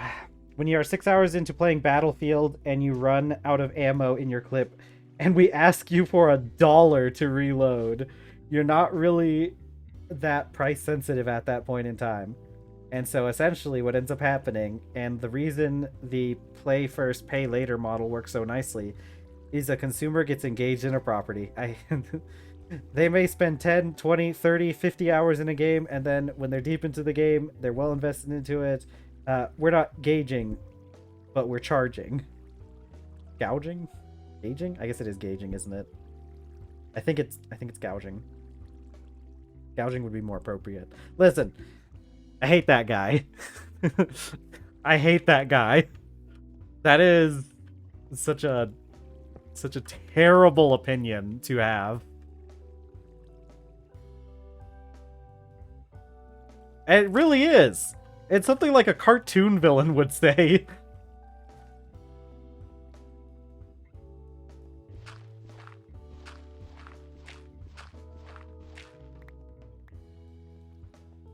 Okay, I think what we're gonna do, since we didn't get the chance to go out and, like, find the,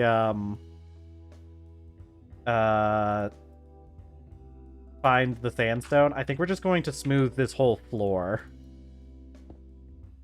And I think that will end up being it. We have we do have a few pieces to fill. I need 10 more pieces of it on its own. Let's see. And I missed the one Pink said. Yeah, a bunch of game CEOs and so on are being so stupid, thinking players won't care. They simply won't matter as long as they make more money. The thing is, the worst part about it is, like, I'm not even 100% like, I mean, okay, it depends. Monetization of games isn't necessarily a bad thing. Even things like microtransactions aren't necessarily bad as long as you keep them to things like cosmetics. I think in the past, League of Legends had a really good model for this, where you bought skins, but you didn't really have to buy anything in the game. You just bought the skins because you like the game and you like the character and you want to you know, support the game that you like, and that's fine. But, like, a lot of these CEOs are so far out of touch with the player base, and not just the player base, but, like, people in general, that it starts reaching, like, comical levels of this stuff, right? Like the one CEO who was talking about how D&D is criminally undermonetized, and it's like, dude, nobody who plays D&D cares about you. Like, people play D&D, like, half of what people do when they play D&D is making up their own stories. So, like, I'm already putting in half of the work of making the campaign. I'm not paying, like, a premium price for a freaking rule book. Yeah, there is a $500 skin now. Like I said, in the past, it was a good model. Let me tell you this. This is also, it's actually even worse in League of Legends, because they switched the way the in-game currency works. You don't get... Oh, God, I've got to explain this now. So in League of Legends, in the past, they had a currency called IP, which was just influence points, I think is what it referred to, as in opposition to RP, which was riot points, which was the premium currency. So influence points, IP, you got it at the end of every match, right? So no matter what, as long as you played the game, you continuously got a steady stream of in-game currency. They changed that. The new system uses something called Blue Essence as the in-game currency. Blue Essence, you do not get at the end of any games. Here's how you get Blue Essence. When you do certain things, so when you level up, you can get capsules, and God, it's a really complicated system. Whenever you play a game, you have a chance of dropping keys up to a set amount within a certain time limit, and whenever you get a high score with a character, you get a chest. And you can only get a chest with a character within a certain time frame. I think, like, you can only get one once every 2 weeks or every month, maybe. So it incentivizes you playing different characters, which I think it's a relatively good system in isolation. But here's the thing. The only way to get Blue Essence, when you open those chests and capsules, you can get, like, shards for, like, champions or for, like, for skins. Well, The skins are for a different currency called Orange Essence. Don't worry about that. So like you get these shards for these champions, and you can hold on to these shards to unlock that champion, or to get like a discount with other things with that champion. But you can also disenchant them into blue essence, and that's the only way to get blue essence. So what this does is it makes it so that somebody like me, who actually owns most of the characters in League of Legends just because I like unlocking characters, it makes it so that it's extremely easy for somebody who's been playing the game for a long time to get blue essence, because most of the shards that I get while playing, I can just disenchant because I don't need them. However, for new players, it actively punishes them because they don't have the champions. So you can disenchant it, or you could try to unlock the champion itself. And it kind of punishes the newer players for not having played the game forever. Okay, let's see. Yeah, but you look at Sea of Thieves, because of Microsoft's grip on them, they're basically forced to pump out crappy Battle Pass items. Yeah, Battle Passes...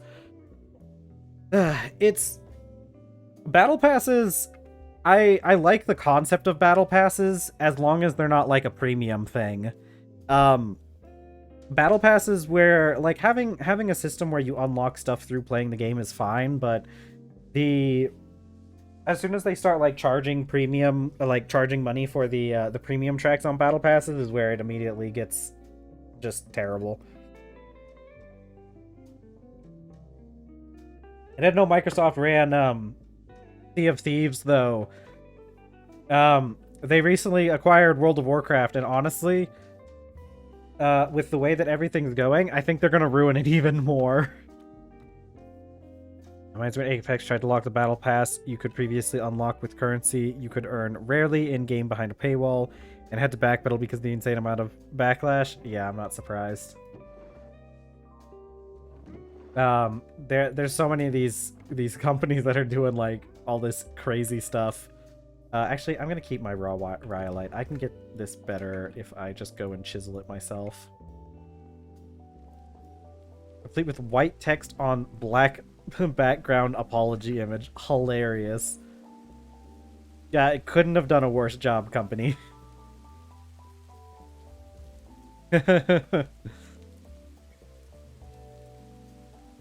Yeah, no, there's a lot of things. Listen, okay. Love Sea of Thieves, but it's so sick. Yeah, it sucks. It sucks that, like, a lot of these companies are so blatantly just trying to extract money from you instead of putting out a decent product, you know? But let's do...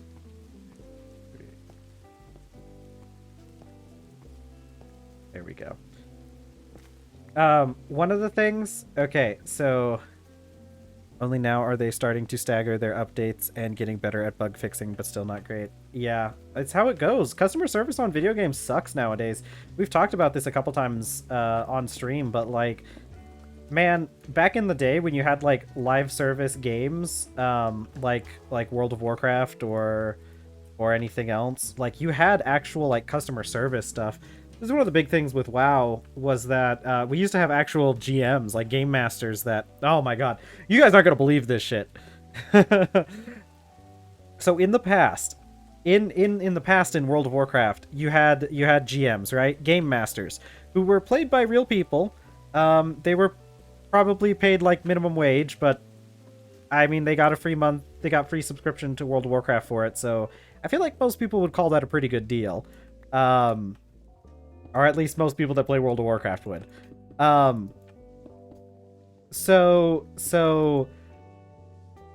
we had game masters, right? And they were real people, okay? This is a big thing. Later on, they just stopped doing that. They just decided that it wasn't really worth like paying people. Oh yeah. Yeah, I probably can't play Sea of Thieves then. Since I'm playing on Linux, things that use stuff like easy anti-cheat very often just doesn't work on my computer. So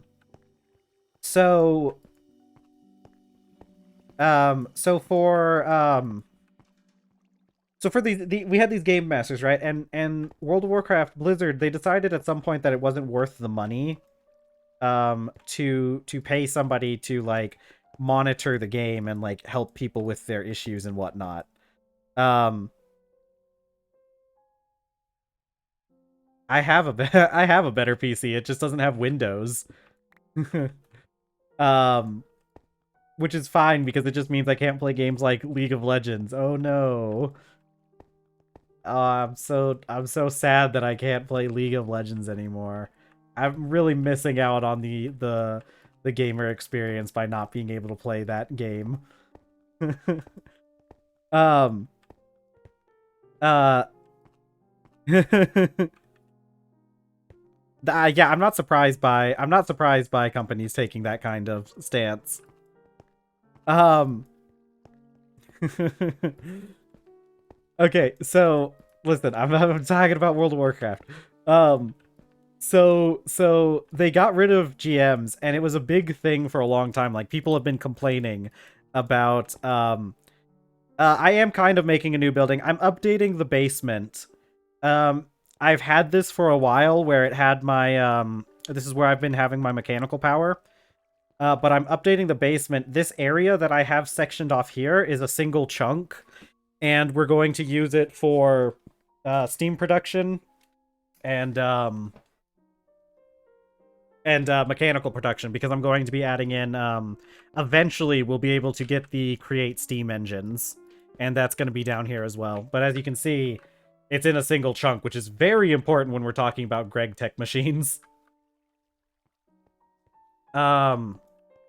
Anyways, so they got rid of the GMs, and everybody's been upset about them getting rid of the GMs for a long time.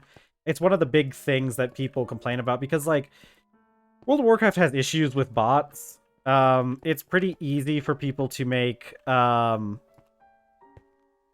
that's okay. You don't have to worry about that until you get further along than you already are. Let us know once you get into Create in general, and we can help you with that. Actually, you can't even make the Steam engines until... Actually, hold on, let me check. You actually can't make the Steam engines until a really long time, because for the Steam engines, oh, I think you can power them with with magma blocks, actually. But they're, like, really bad when you have passive. You can power them with magma blocks, but you really want to get blaze burners. And blaze burners you can't get until you have access to blue steel. And this block of coal we can't get until we have a sifter. Sifter? I hardly know her. I'm pretty sure I make that joke every time. Anyways, so they got rid of GMs, and WoW has a lot of issues with bots, right? So, like, you have bots, and they ruin the economy, because a lot of the economy in World of Warcraft is meant to be, like, player-driven. And bots can just be set about... how is it hard to make the Steam engine? Yeah, so, like, the Steam engines... Hold on, I'll answer that question first. Let me double-check. The Steam engines themselves aren't hard to make. So I think you can make the Steam engines. We tested campfires, and the TerrafirmaCraft campfires don't work on them. I'm pretty sure you can use magma cubes or magma blocks, and I'm pretty sure you could also just place lava underneath them to have them run in passive power generation, and maybe we will set that up before we set up the whole apparatus. But the reality is that, like, the passive stress units generated by a passive steam engine just isn't really all that high. So they're not necessarily worth it until you can start getting blaze burners to power them. And those blaze burners these are hard to get. A blue steel and this block of coal requires other stuff that requires electricity. Okay, so yeah, so the bots mess up let's see. Yeah, I think Steam. Yeah, I think Adora's fine, or Adora's right with this. Put some heating under it, and then the steam engine's on the tank. Yeah, but, like, they don't really make a whole lot of stress units. I'm pretty sure a single steam engine produces, like, what, 20 They produce like 2048 stress when it's in the passive production, and that's just 4 large water wheels. And yeah, you could go through the process of making a steam engine, despite the fact that it requires, you know, you to be in the Iron Age, like have access. Like wrought iron gears take like 8 iron ingots to make, well, for just the gear. And then you need an alloy smelter in order to make the block of copper to make the steam engine in the first place. Or you could do, or you could just do a water wheel, which requires some wood and a shaft. So water wheels are definitely much better at the start. Yeah, it's yeah, it's a lot more difficult making the steam engines at the start in this pack. But the stress units are going to be a lot more worth it. Yeah, yeah, that's it's a little bit more difficult in this pack. Okay, so anyways, so WoW has this botting problem where people make lots of bots that go around and gather the natural resources. And yeah, that's also true. Blaze burners weren't even in the game until a very recent update. Okay, I think this looks pretty good. I gotta finish this wall first. Should have done more there. I gotta finish that wall, and then I think we'll be done in here. I'm gonna need more andesite. We're about to run out of our chisel, too. Anyways. So... let's see. So the bots in WoW like really mess up the economy because they're able to gather resources, and it makes it so that like resources become like dirt cheap. So now there's no reason for people to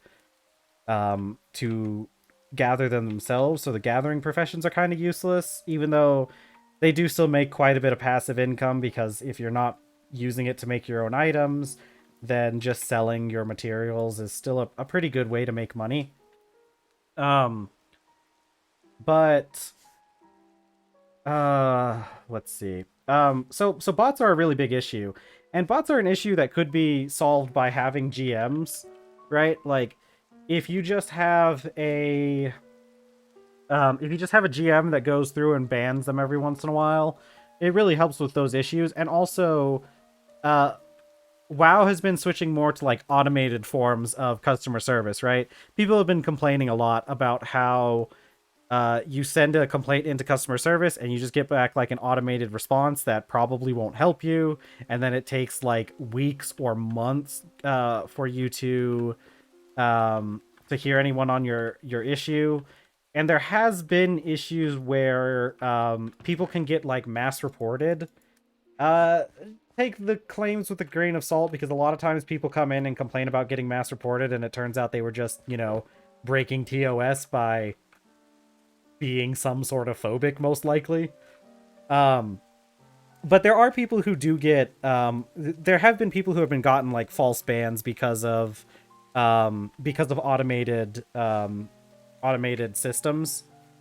So you have that happening, and then let me tell you, this gets even worse. Okay, buckle up, prepare for this.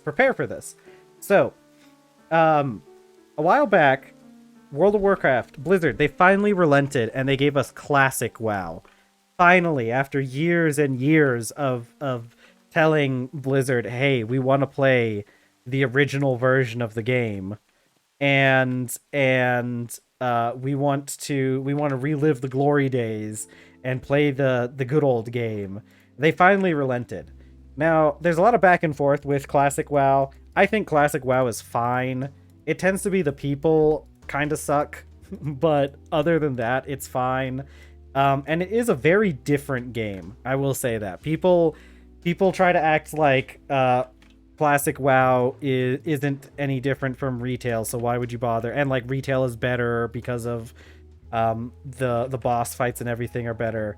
But the thing is, sometimes you just want to play classic WoW. Classic WoW is a much slower game, much less stressful most of the time. Sometimes you just want to play a little bit of Classic WoW, right? Now, Classic WoW's gone through a few different iterations.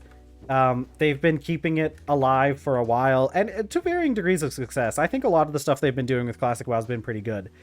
But that brings us to the modern iteration, where they did a relaunch of Classic WoW. I think this one was called, it wasn't Eras. They did Classic Fresh. So they relaunched Classic WoW, which is fine. People have been wanting to do this, like, people have been asking for this. Because, like, part of the fun with Classic WoW is the journey, right?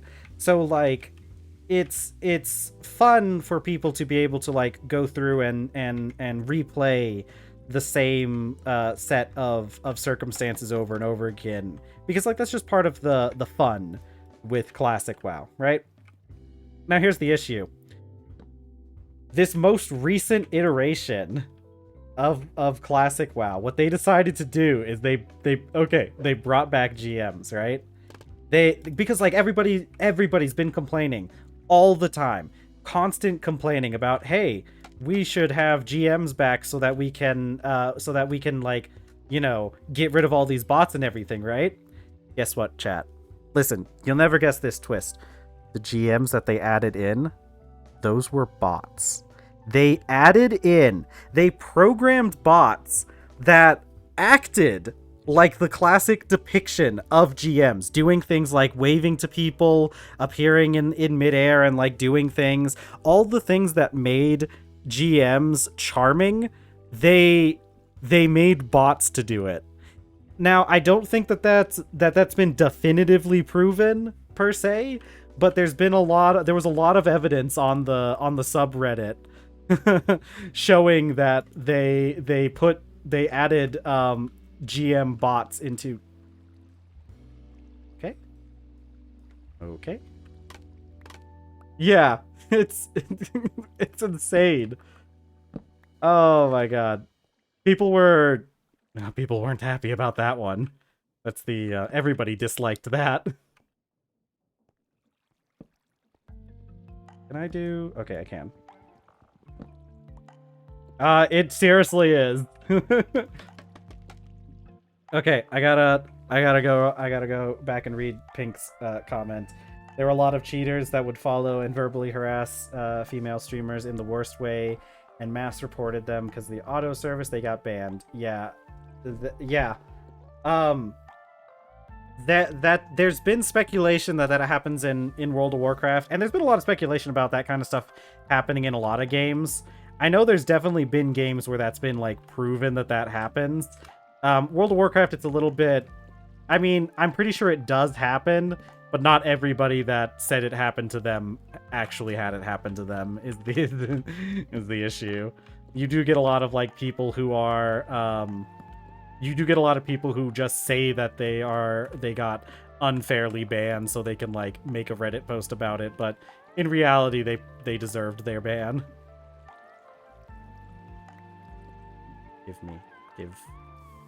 Hey, look, listen here. Yeah, take that.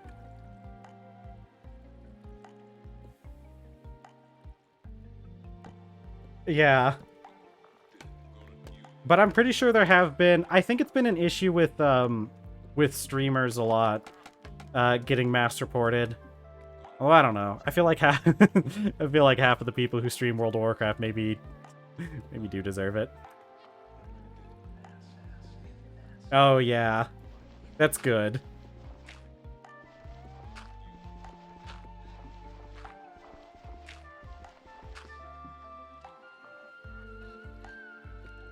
Yeah, hopefully the streamers for that game are a little better than the streamers that we have for World of Warcraft. I feel like a lot of people who stream World of Warcraft aren't necessarily the best people. I've heard some good things about a few of them, but a lot of them I mostly just hear bad things about. I mean, this is the community that has Asmongold, right? So, like, how moral can... what kind of moral high ground can we take when Asmongold is in our community? and is like one of the biggest streamers in our community. True, very true. that did happen. Most of the best WoW streamers did end up moving to Final Fantasy XIV during Shadowlands. Everything I've seen about Sea of Thieves leads me to believe that the community is pretty good overall. It's one of those things where it seems like it's a it seems like the only problems with any content related to Sea of Thieves is just problems related to video game content in general. Sometimes that stuff can get a little sussy with the ways they treat certain demographics of people. Let's see. Okay.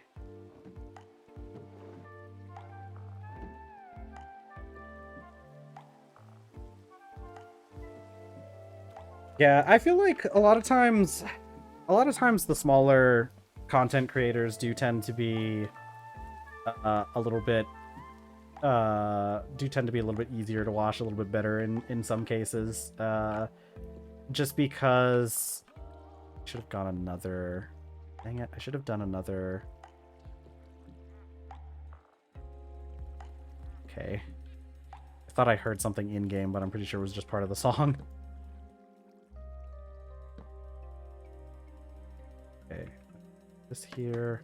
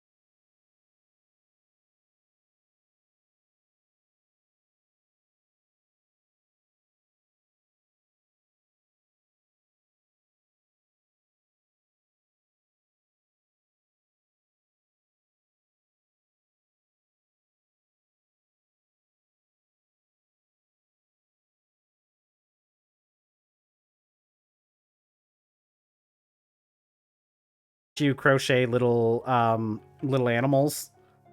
Like I'm pretty sure there's one at the local Walmart where you can crochet a frog, and it looks really cute. And I think if I ever wanted to like give crocheting a proper try, I would probably do something like that. I'd probably get a kit.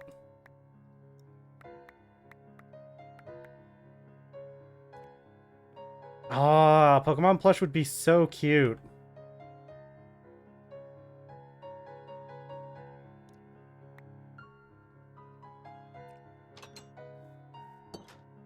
Okay, what do we need? Oh, we need a little of everything, don't we? A little bit of Monica by my side. It's a good song. Let's see.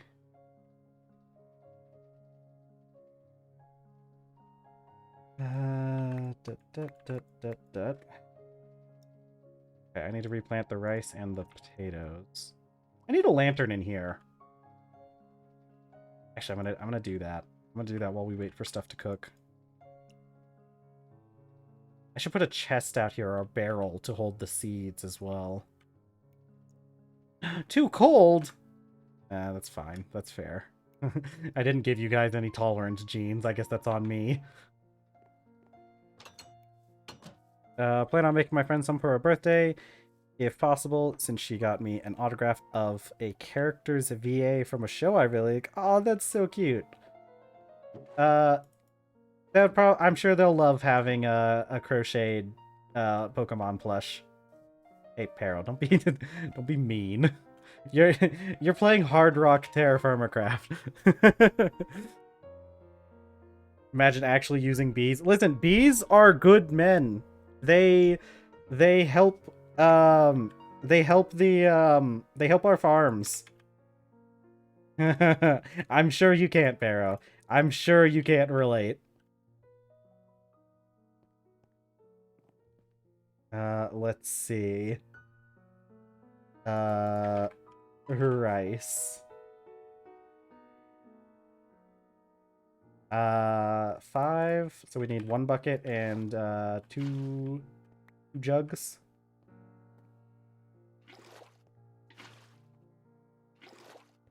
Couldn't be bothered. Get back in there. All going grayscale.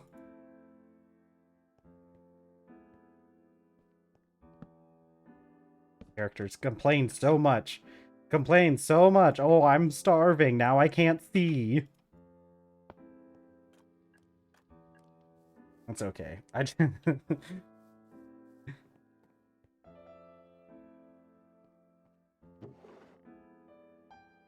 Let's see. There we go.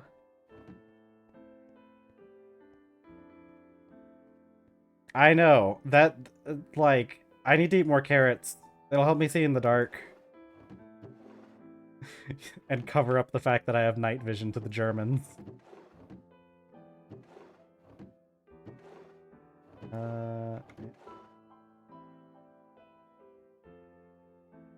What was the next step of all this? I don't remember. She loved Vivelion as a kid when X and Y came out. I think got all the forms possible at the time. Actually have them in home for if she ever gets one of the newer Pokemon games. She doesn't have Pokemon Home. It's not too true. Making some Vivelion plushies would be really, really cool. Oh, Alistair from Has Been Hotel? Really? You got an autograph from that voice actor? That's so cool. He's definitely one of the most fun voices in that show.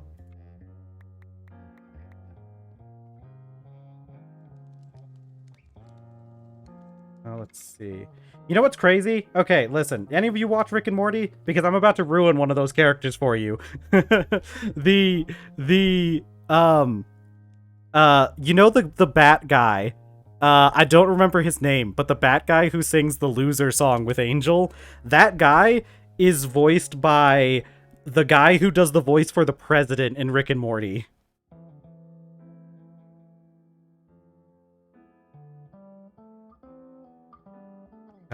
What am I doing? My partner is the one who showed me Has Been Hotel. I didn't get into it on my own. but my partner, yeah, my partner, showed me that show, and I was there the whole time. I'm like, I know this guy. I know this guy's from somewhere. Um, he's the alcoholic one. Yeah, Husk. I'm pretty sure. I'm just taking that. I'm taking that on face value because I don't actually remember. But I'm pretty sure that's his name. Yeah, he's voiced by the guy who does the president from Rick and Morty.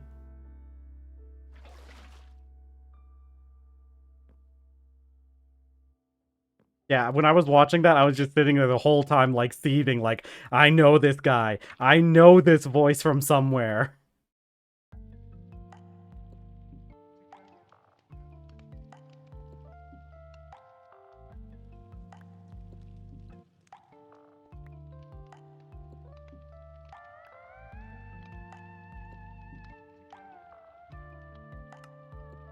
Character. Vegetable?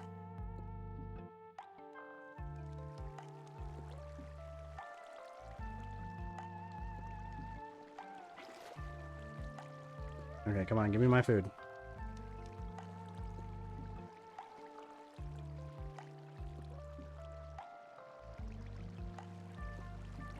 It was a good show, though. After my partner showed me Has Been Hotel, I watched we watched Hell of a Boss as well. I liked both of them. Yeah, they're good shows. We're all waiting for the next seasons to come out. Hell of a Boss is a pretty good one. I think I liked Has Been Hotel more overall. Hell of a Boss is really good as well, though. I think I like hold on, let me get this going. Okay, because that should have enough heat to finish that serving. I think I liked Has Been Hotel more in general, but honestly, I think a lot of the stories and the characters from Hell of a Boss were a lot better. I just think Has Been Hotel had a much tighter story, I feel.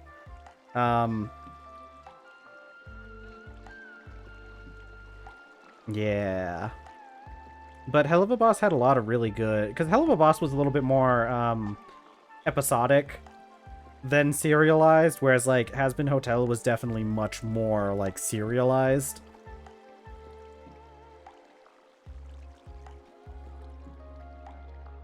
Let's see. The thing about Vaggie. What was the... You might have to be a little bit more specific with that one, because it has been... I only watched... I've only watched through it once, and it's been how her eye was removed, and they didn't know how to hurt angels. True. That is kind of a plot hole, isn't it? That is a little bit of a plot hole. You'd think Vaggie would be able to, like... Vaggie would be able to, like,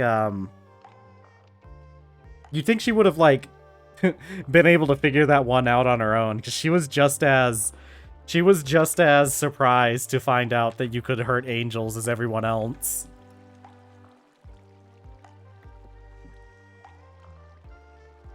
Another what? A what? Shalfa. Alpha. Oh. I was, like, almost there at figuring that out on my own. Yeah. No, that's cool. A shiny alpha?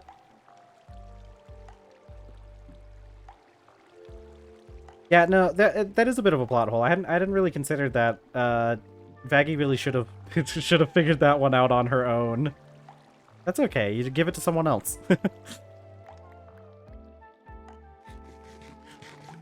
Let's see. Okay.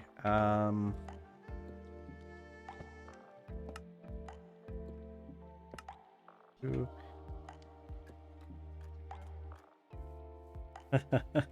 That's always the best, right? Like if you get a good shiny, everybody likes receiving a shiny Pokemon, I think.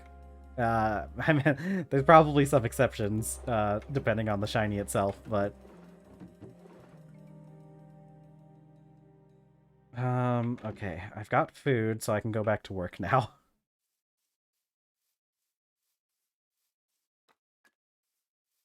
Oh man, oh man. But yeah, didn't this song just play? Okay, whatever. We'll keep track of that. Let's see. Got someone's shiny Dialga from Pokemon Diamond the other day. Yeah. I mean, I would say most people probably don't.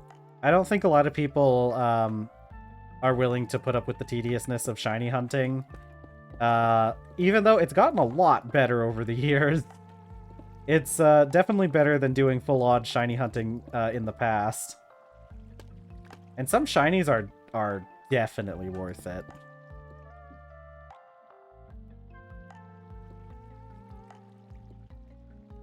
Yeah.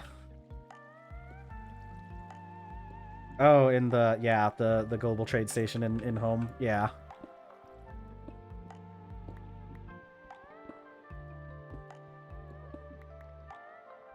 Man, the GTS was crazy when it was in the original games. So many hacked Pokemon. Everybody asking for a level 100 Mew for everything. I think this person was either trying to be nice or mistook the Palkia I put up as a shiny. Oh, yeah. Oh, it's still like that? Yeah. It's a really cool concept. It's a shame that we it's a shame that we can't have nice things sometimes. Okay, I think... Oh, yeah. Furfuro, because of the, because that thing's not available in, they never ported it to the newer games because they didn't want to bother with the models or something. That's the accusation. I don't know how true that is. But I like believing that it's true. Okay, we need some aqueducts. I think I'm gonna make the... I think I'll make it out of basalt. That sounds cool. Ooh, I should put that other crafting table I had down here. Oh, it doesn't keep the form and style? I think I remember hearing about that a long time ago.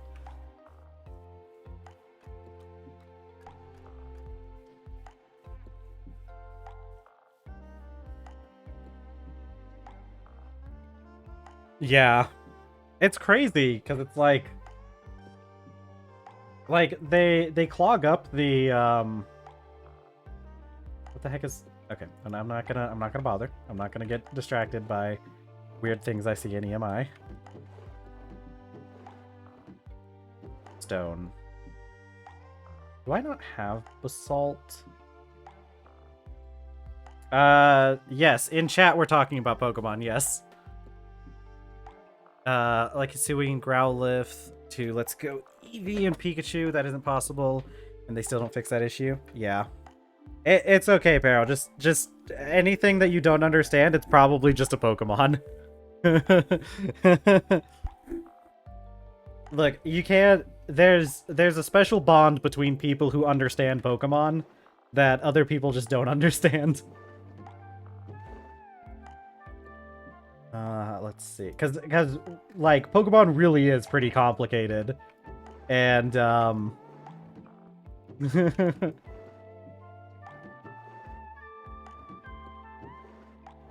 we have a source of Dolomite? Was Dolomite on this island? I think Dolomite's on this island. And if I could get Dolomite, Dolomite would be a pretty good,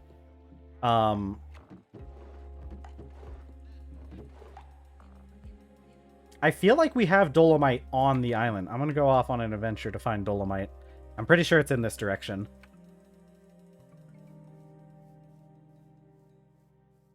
Like, Pokemon really is complicated. I could start... The thing is, like, it's one of those things where, like, if you've ever, like, if you've ever studied, a meme song.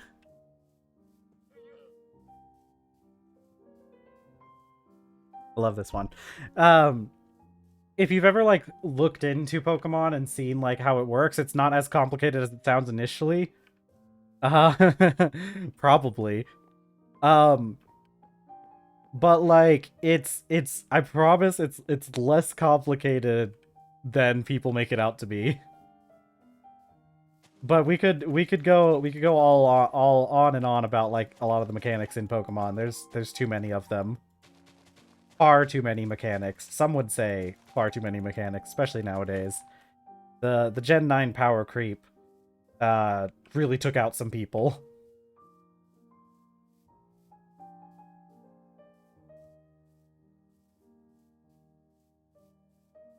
Let's see. Okay, good.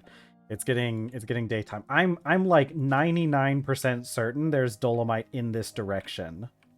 I feel like I remember the parts where we had a bunch of mud and I keep getting attacked by crocodiles, and in that area there's Dolomite.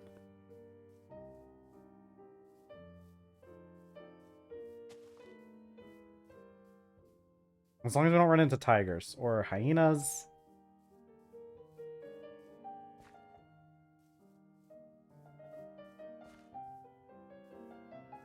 They'll have to pull up a type chart.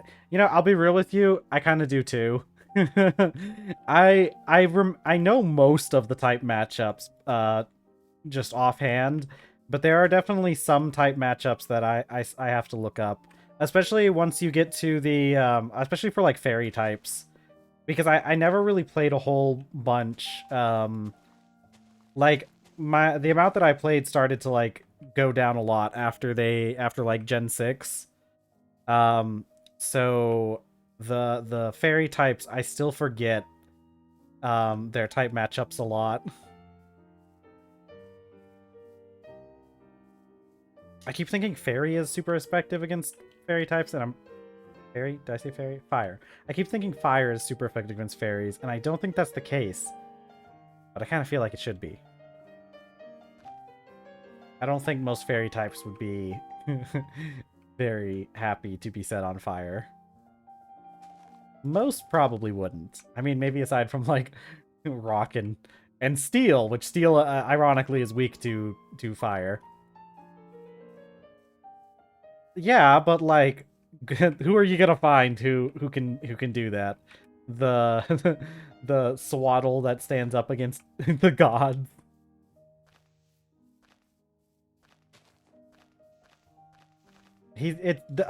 Bugs are scary, right? Now, I think I think bug type being super effective against dark is more of a balancing thing. I was right. There is Dolomite out here. Okay, we're collecting Dolomite.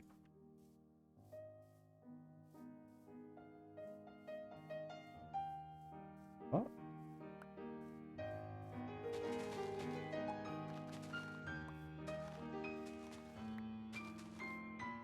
Okay.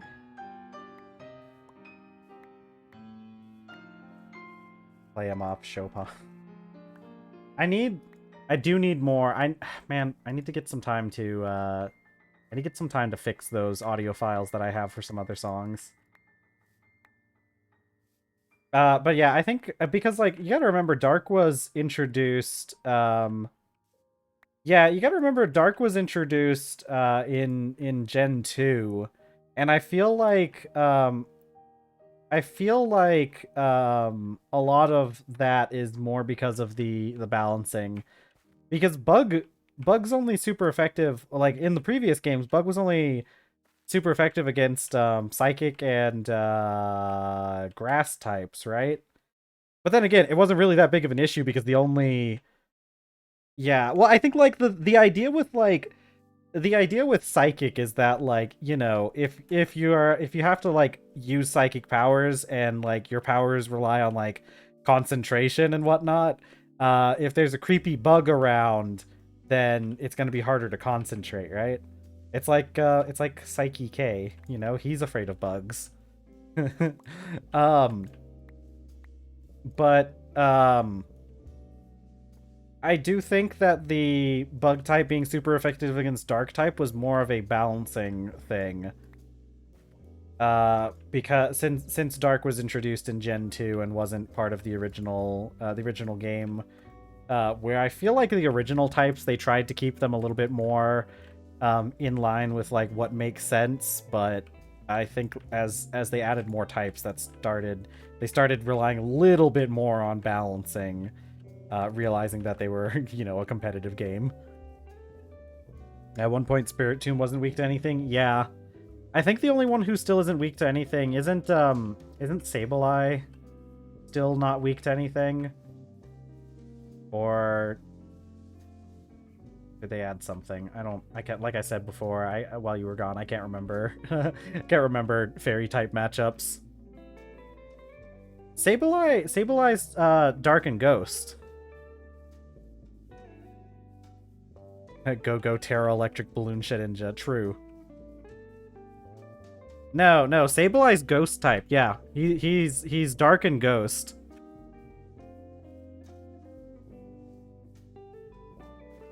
Yeah, he's. Well, wait, Spiritom's also Dark and Ghost, isn't he? Is he? I don't remember. Yeah. What are they weak to then? Is it Fairy?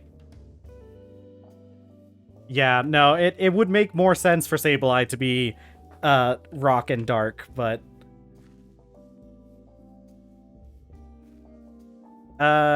Dark is weak to Fairy. I can never remember the Fairy type matchups.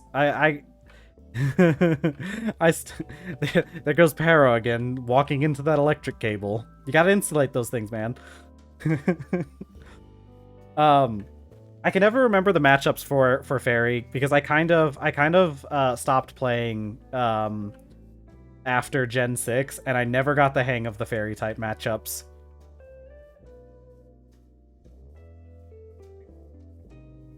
Yeah, I know about the Fairy and Dragon thing was a major balancing thing. Really, like, put Dragon types in their place, considering Fairy's just completely immune to Dragon type.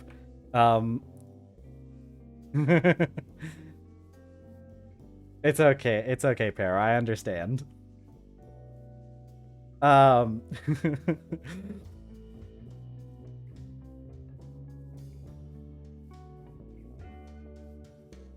Yeah, Fairy's fairly broken. Oh, dude, I love Hisui and Zoroark's. I love its type. Being normal and ghost. Yeah. It's a cool Pokemon. Hey, at least we're still not dealing with Gen 8 fairy types. Zacian being just everywhere and destroying everything.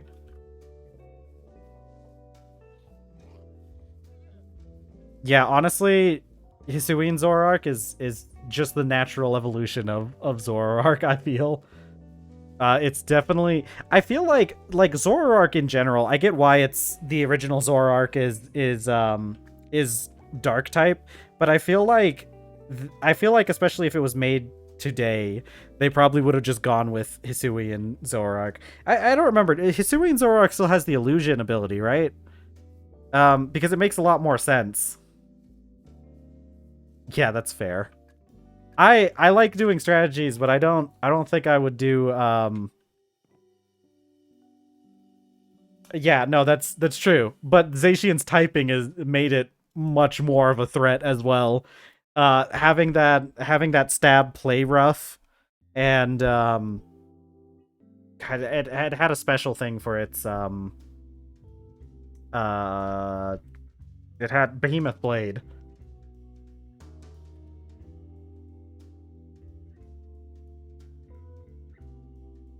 Okay, Dolomite Bricks. Let's make one more. Okay. Attack buff every time on Switch, the move that counters the main mechanics of the game. Yeah.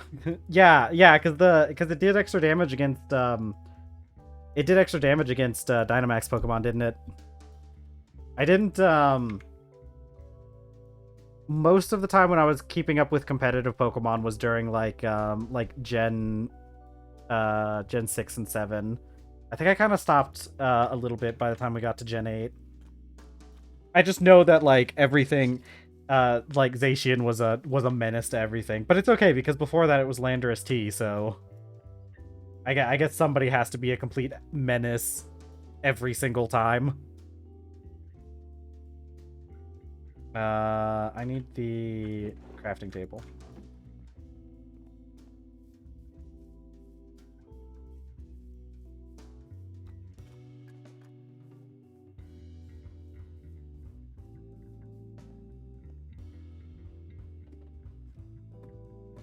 Okay.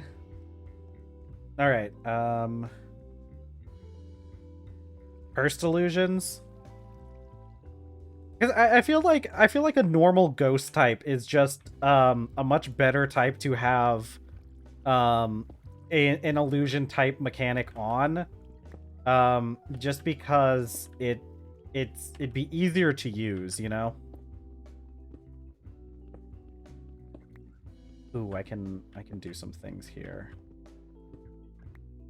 Yeah, this will look cool. I promise this is gonna look really cool. But I do have to remove these things that I've already placed.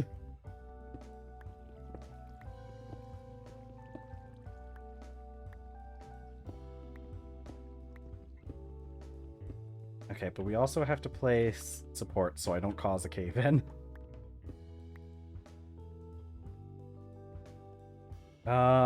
Let's see. I need it. Yeah, I need it going through this area.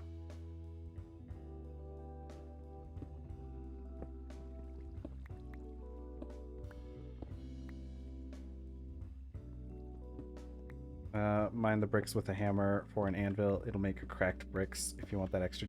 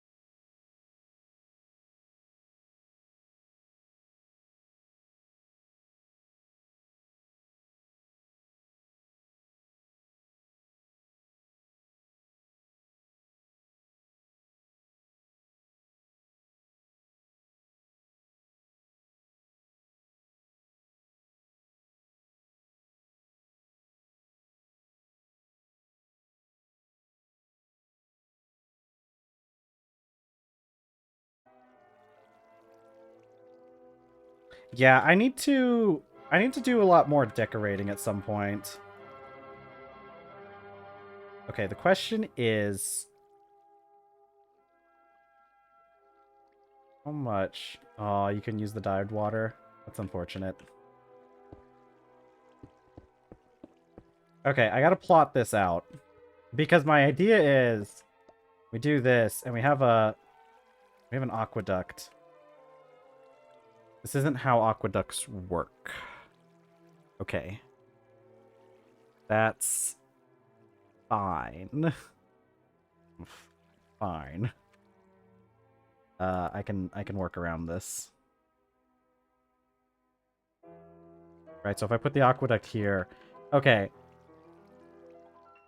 What if I do... Can I do a corner piece? Or does it have to be flowing on top of it? I think it has to be flowing on top of it, which isn't a major issue. Oh, wait. Ah, okay, okay. So that works. I could put this one deeper, but I don't want to. Yeah, before you get access to the bucket, this is how you move water around. Okay, I think I'll just leave it like that. Maybe if I yeah. Oh, yeah, that's fair. Okay, I think I like this more because it looks like it's flowing in from the waterfall part. Okay, so then... Okay, we're just gonna fill this all in, even though you won't see those bricks in the back.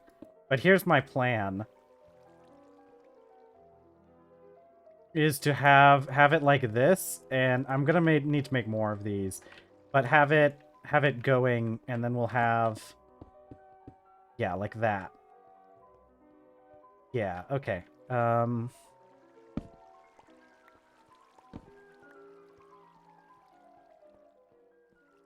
And let's do this part here.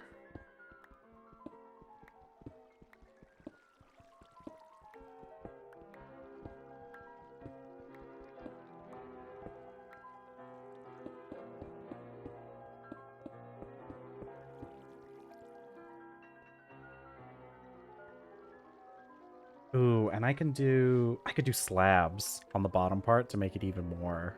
Yeah. Okay. My vision's coming together.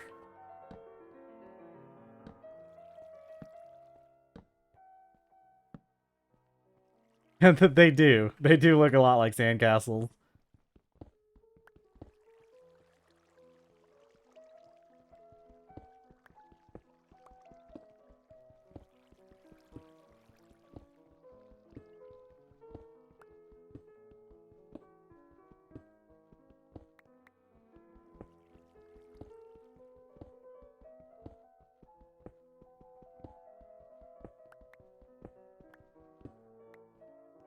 Okay, I'm going to... I've got to plot out exactly what I'm gonna do first. Okay, because I think what's gonna happen is... We're going to have it culminate over here. Right? And so we'll have it look like it's dumping water here. But I am actually going to go get a source block of water and put it there, just so it doesn't get interrupted by the aqueduct. I think because another pack I tried to play but didn't get into had sandcastles. Oh, yeah. Okay. And now we've got to fill in the rest of this with bricks. I'm probably going to need some more bricks.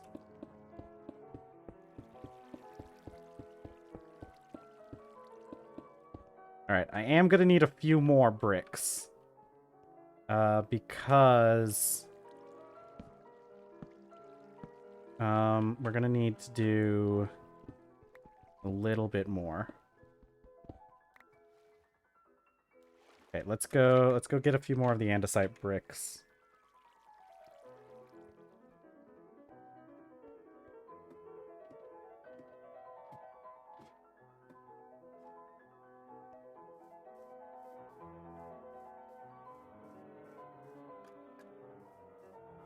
Yeah, see that here's that like 20-minute long piano concert.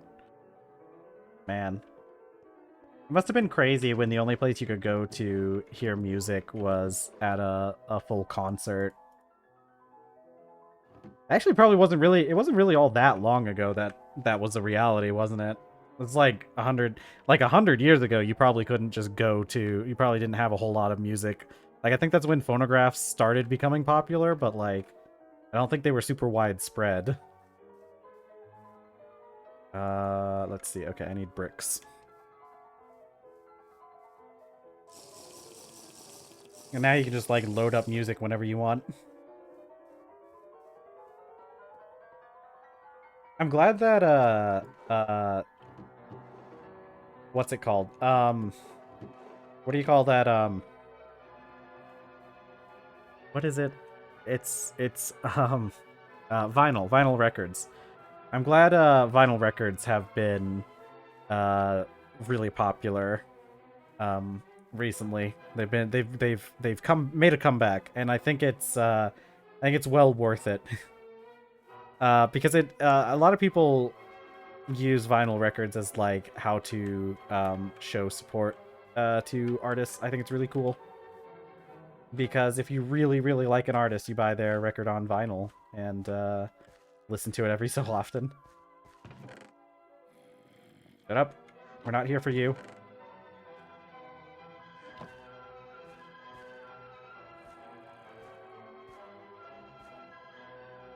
Yeah. Yeah, physical media is pretty good in general. It's also nice that like the vinyl records like they also sound different from digital music in a way that I think is very aesthetically pleasing to most people. So it's really nice that you get that you're not just getting the song, you're getting like almost a different version of the song.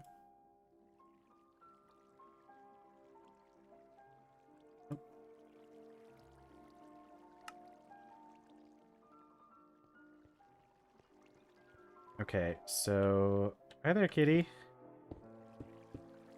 You need attention again? What's going on?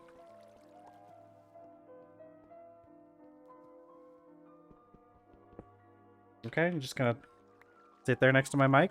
That's a that's that's a bold choice, but sure.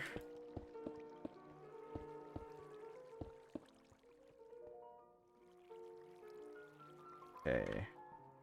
I'm gonna need more dolomite, aren't I? I mean, I don't know if I'll need more, but I'll need to make more bricks.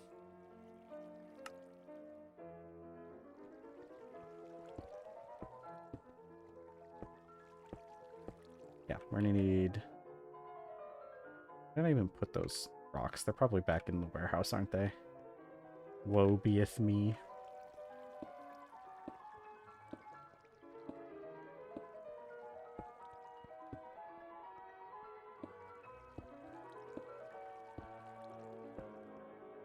Okay.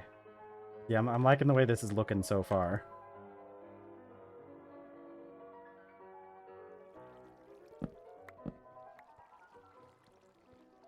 Okay. I need my hammer and my chisel. We're very close to using up this chisel.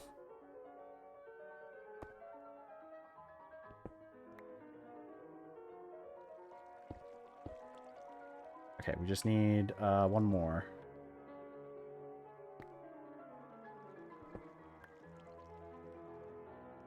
Yeah, my talking about records though.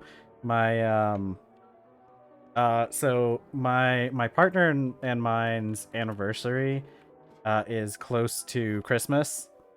And so what we typically do is we just kind of celebrate them like both together, sort of. I mean, we don't really celebrate Christmas a huge amount unless it's like with family, so it's not really a romantic holiday for us, anyways. But it is pretty cozy. So we basically like celebrate them around the same time, and it we basically celebrate around the same time, or celebrate the we just get each other like 2 gifts around that time, and it's like this is Christmas and anniversary gift. So this year for our anniversary / Christmas, I got my partner the vinyl records for it was Chappell Roan's something Rise and Fall of a Midwest Princess, and Sabrina Carpenter's,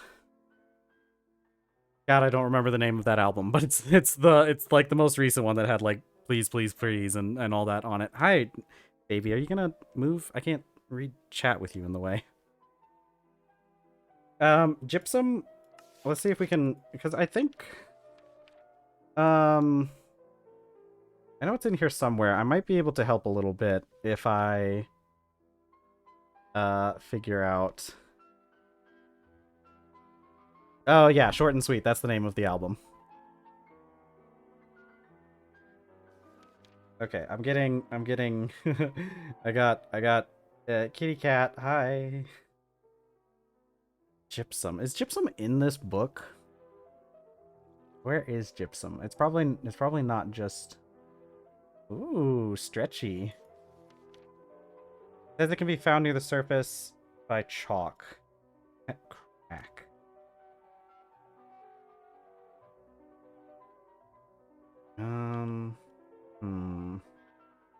Is it in the...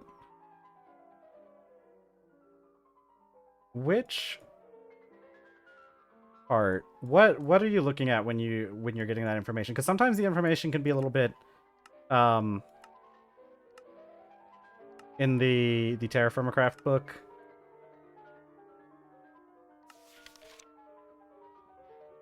Is it in the ores section?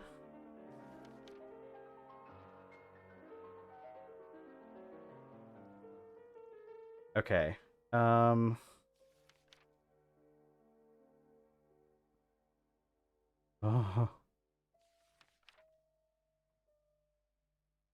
Okay, because there's also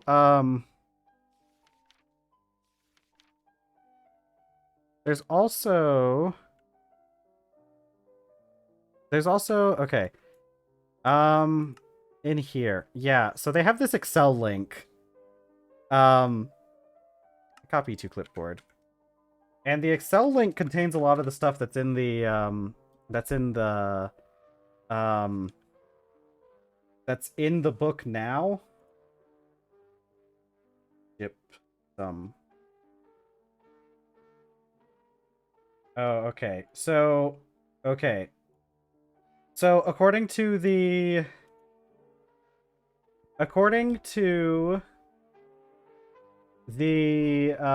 spreadsheet, gypsum is found in normal basaltic sands, which are found in granite and basalt.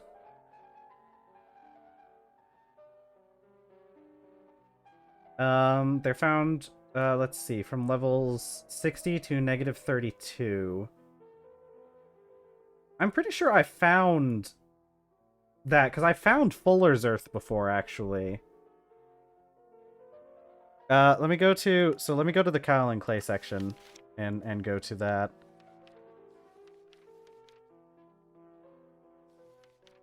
Okay.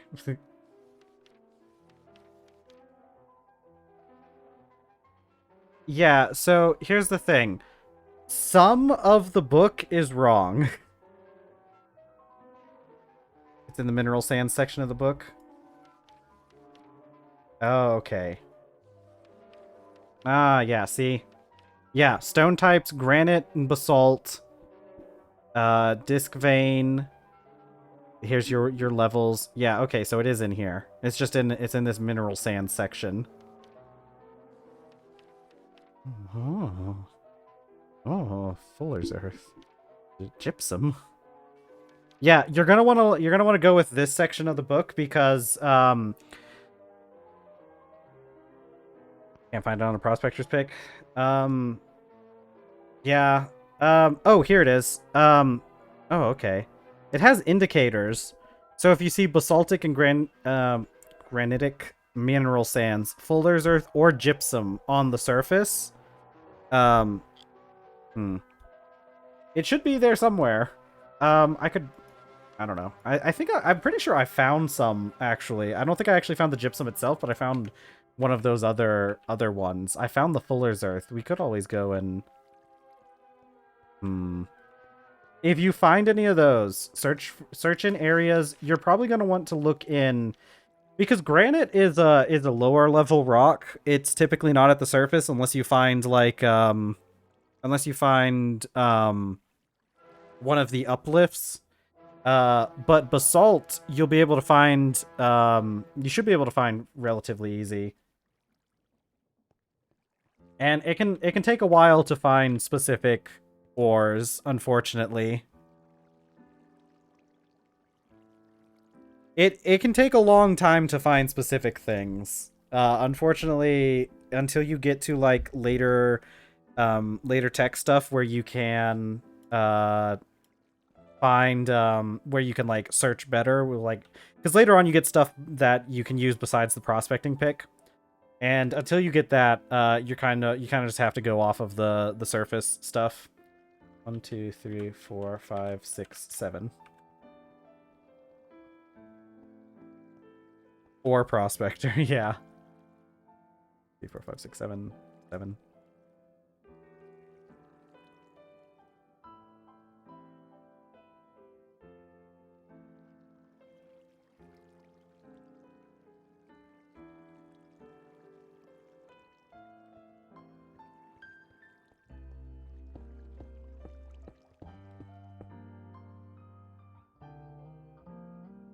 Oh, that's right.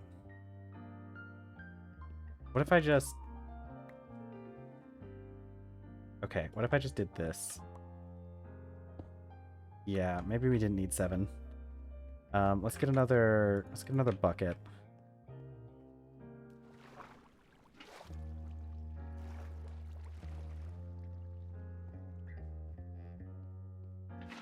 Okay. So now I should be able to have it. Let's try it. Okay.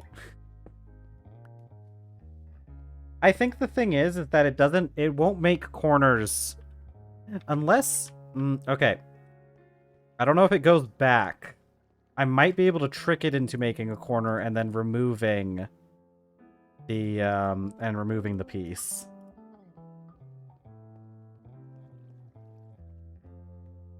Okay. Because that works, and then... Nope, it just goes back. Dang. It's okay.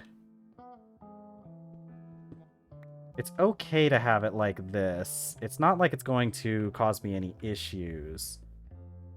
What I might be able to do...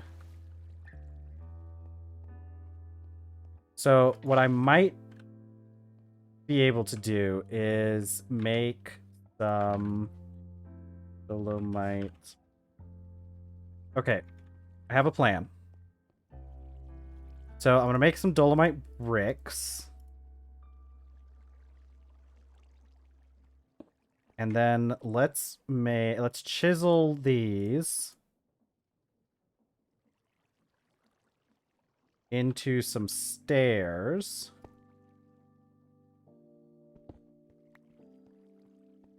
And then I can add the stairs over here. It doesn't look quite right, but if I waterlog these stairs, It looks better.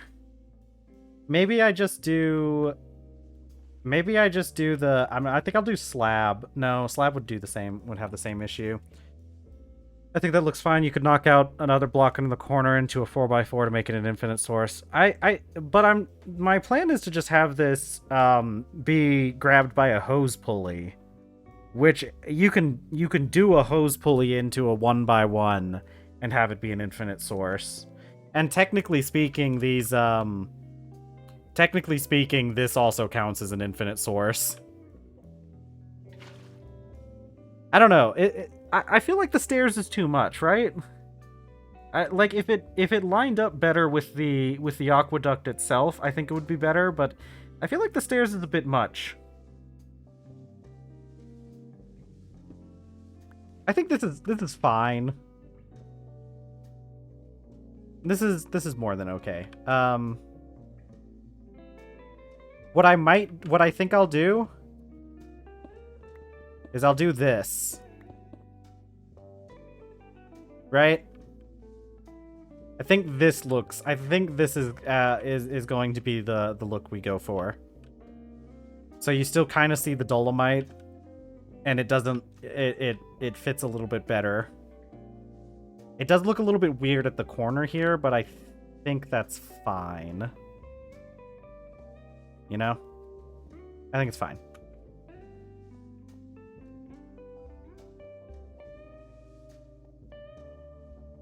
Yeah, because you can't really tell, especially from a distance, you can't really tell that we're not using dolomite there. Or you can't really tell that the aqueduct's kind of cut off, but you can see, kind of looks like the aqueduct goes on. Okay. Okay, well that was enough to get that going. So we got the water over here, and this area is finished. I think what we want to do, we need to get the lava. We need to plot out exactly where we're putting everything. I think, so the steam machines are going to need both lava and water. So I'm thinking maybe we put the lava in this corner over here, and then just have the pipes running back and forth along the back.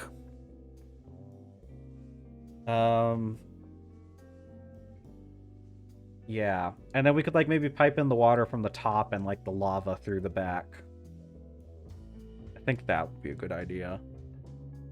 Yeah. Okay. So let's move this spot here. We're actually going to remove the rest of this and put in bricks. I do need to go get some lava though.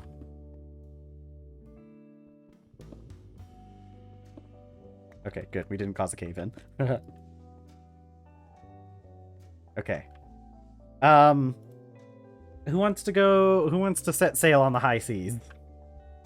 I need lava, and I think I'll go to the volcanic islands to get the lava. So, get ready, chat. We're going on a nautical adventure. It's nautical adventure time, finally. Adventure time. Come on, grab your friends.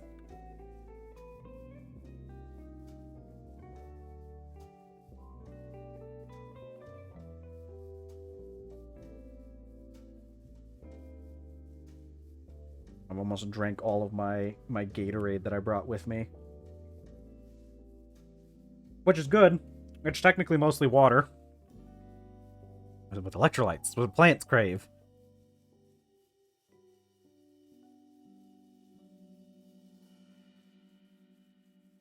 I'll eat me a little soupy.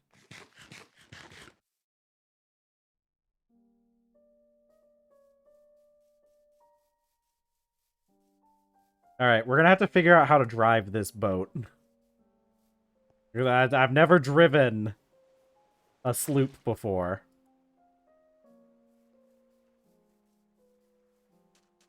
So this is going to be a fun and exciting experience for everyone. I think it's definitely more stable now. I think if we ever have it in that situation where it keeps, like, jumping back, I think we need to reset it. But right now, it seems very stable. Okay. Okay, we need to turn you... We need to turn you around. Oh man, it's just like Valheim.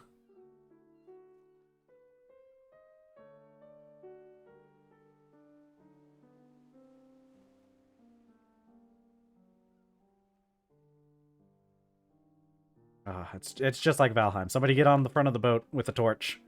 Oh no, I drank the seawater. Okay. Lift the anchor. Oh my god. The issue is not all parts of this boat are solid. Hoist the sails. Off we go. Hoist the other sails. Because this isn't fast enough. Oh my god. Oh, we are booking it, chat. Oh my god, there's a UI in the bottom. This really is Valheim. I can't see it because the other stuff blocks the UI, though. Okay, but I'm pretty sure the wind is behind us now. No? No, it is not. Okay, the wind is not in our favor. This really is just like Valheim.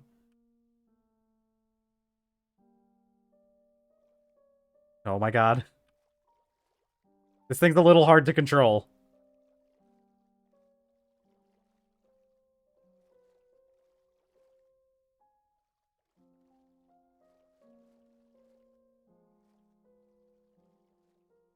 Yar. Yar, look at us, chat. Boating along the seven seas. At the mercy of the wind. There's the volcanic islands, chat. Yar. Turn. Hard to... Port. Port's the left, right? Yeah, no, this thing goes way faster than I was expecting. Okay. Yar.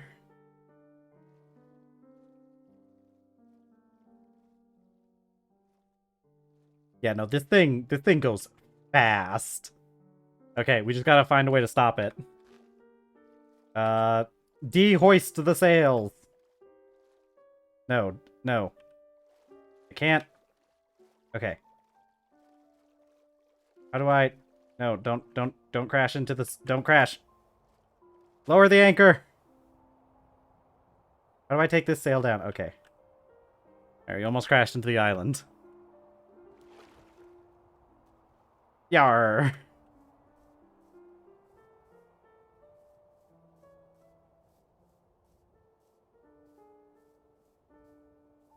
Okay, I mean, the speed on this thing was well worth the effort we put into it, I think.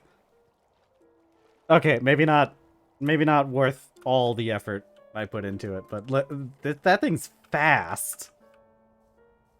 And I don't have to hold the key to move, which is also very nice.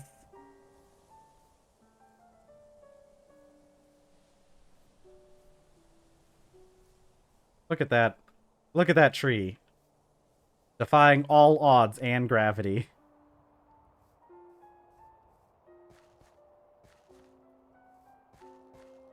Yar, I've come for your lava.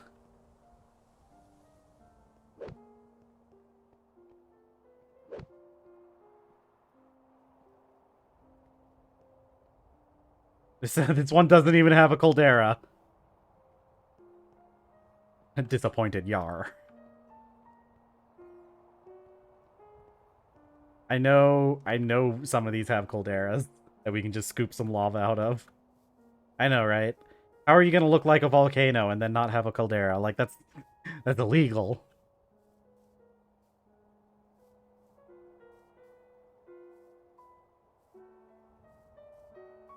I always wondered. I know there's reasons why you can't do this, but what if you could just, like, get rid of all of your trash by just dumping it into lava. I think it'll be fine. We can... Wait, does the bucket itself... This is a good point. Does the bucket itself... Will I drop the bucket? Okay. There are ways around this. Hold on. Hold on. Oh,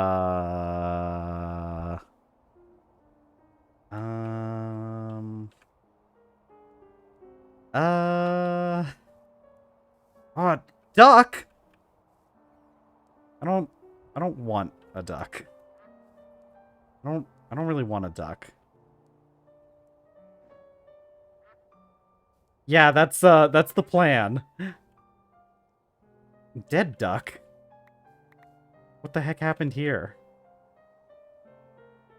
Wolves!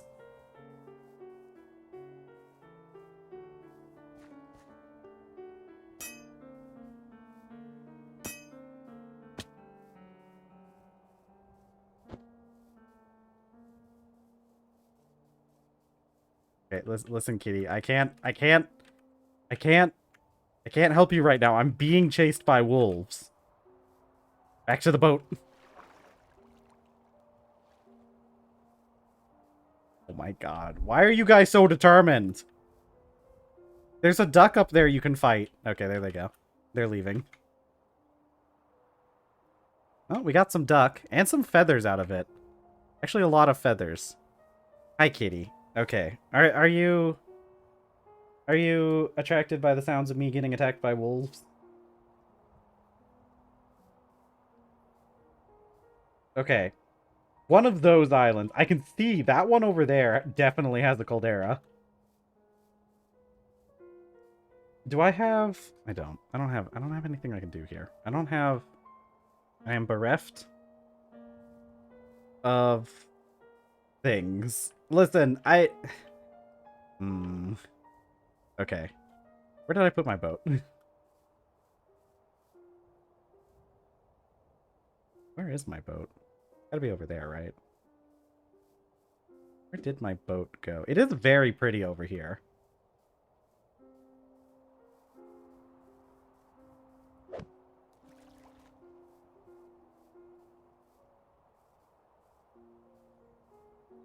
Where did I park?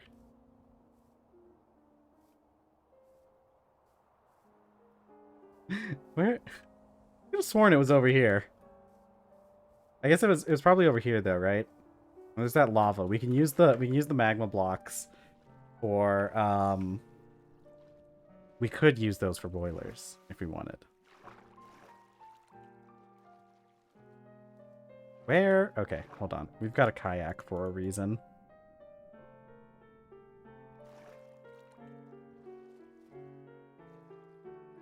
Where did we park the sloop? I swear I saw it while we were running from the wolves. I think it has something to do with like the render distance on that sloop.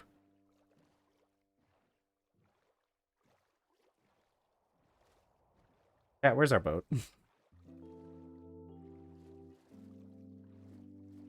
Okay. I'm gonna ignore the fact that I can't find my boat and just go grab some go grab some lava. Okay, the thing is, okay, I could lose the bucket in the lava if I don't do it fast enough.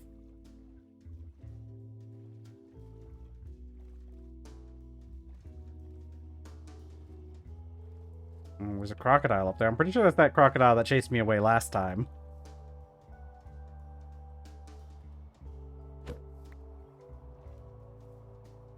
But it's daytime now, so it shouldn't try to throw hands.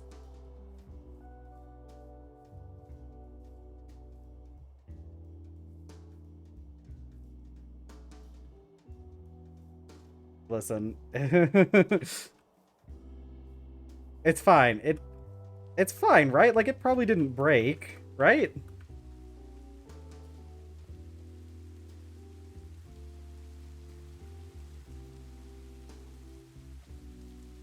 Okay, don't give up yet.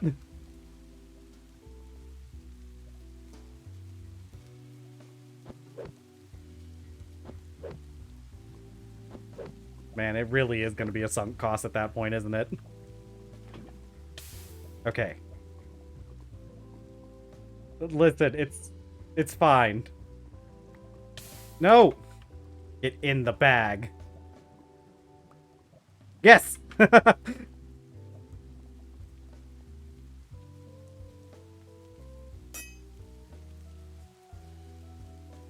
Was this Cassiterite again? Yeah. Of course. Okay. Let's go find our boat.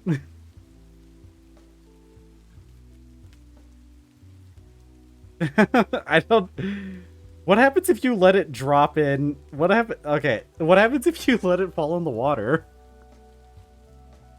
It's fine. The backpack's fireproof. The backpack's also, like, physics proof, too.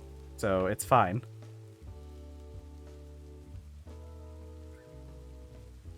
Once we get home, we can get some mittens, and then we can use the mittens to hold the lava bucket.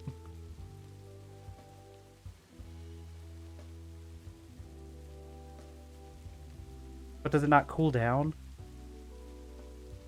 I guess the bucket... Oh, it just says too hot to handle.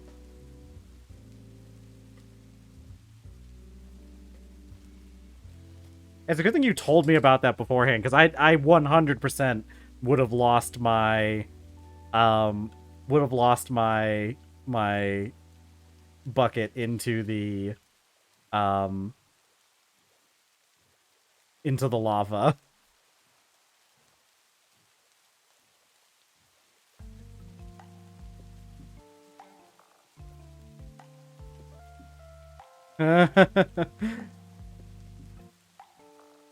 Okay, is our boat actually gone?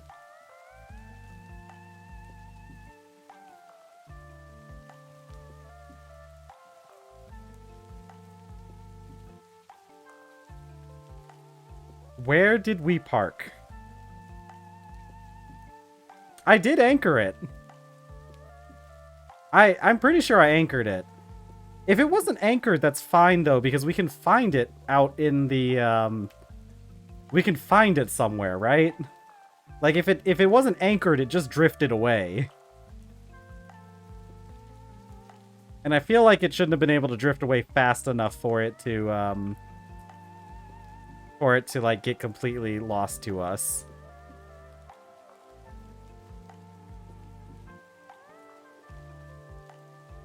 But, like, I'm fairly certain I anchored it over here, right? That's true. They do drift fairly fast. And those things do have weird render distances. I think that's the issue that would cause us the most, would cause us the biggest issue.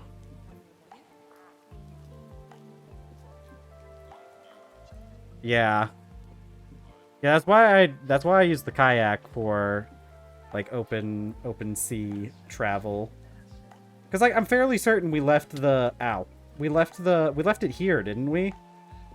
There's no way it got destroyed by the coral, right?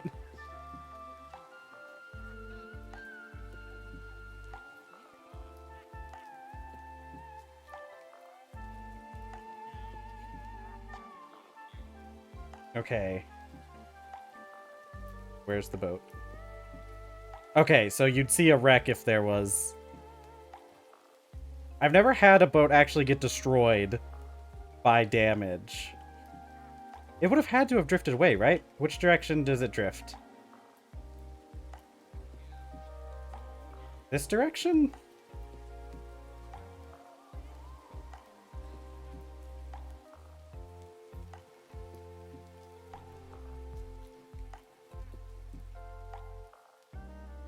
Okay. Where did our boat go?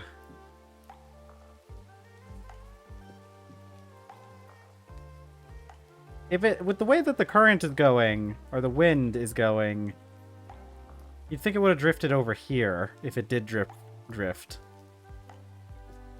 Okay, hard to repair when underwater, so it would be underwater if it had gone down. which we're not seeing. I was okay. Listen, don't bring stuff like that up. Okay, well, we gotta go find our boat. I swear I dropped the anchor, right? Unless I like accidentally hit something and it just didn't. I also could have sworn I saw it while we were running off of the cliff.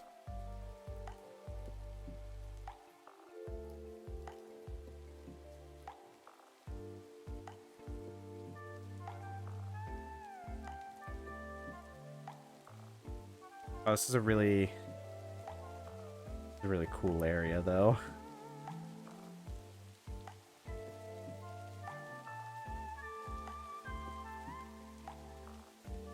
Okay. It surely couldn't have gotten that far away, right?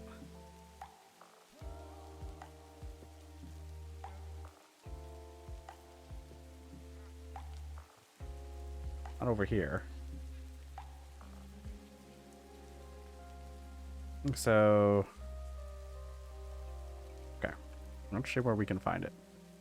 I think we'll be able to find it. Probably. Maybe. I could have sworn I dropped the anchor, though. Like, I'm pretty sure that's what I did to stop it in the first place, right? Unless it... there's always a chance it could have bugged out and gone on its own anyways. I wouldn't be surprised if these things bug out in that way sometimes. If it did get loose, it'll probably wreck on something somewhere. It could. That's actually not like the worst. Okay, hold on. I'm gonna go back. I'm gonna go back to where we had it. I'm gonna reload. True. But where else could we have left it? Like, I feel like...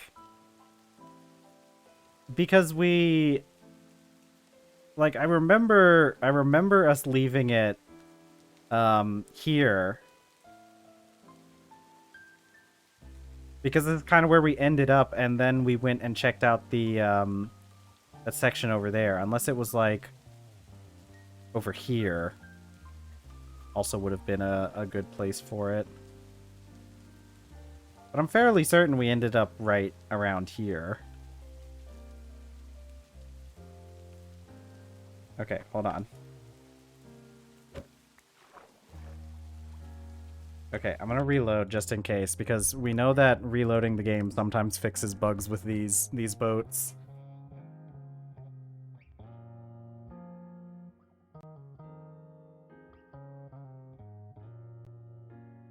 I like how the music stays through loading menus, though. Alright, no boat. I could have sworn that I saw the boat while I was running from those wolves. I think I'm just making that up at this point, though. Where did the boat go? It's just gone.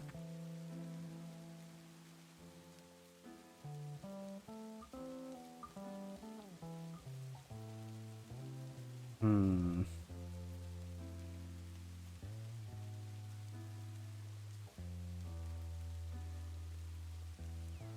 Oh, hi there.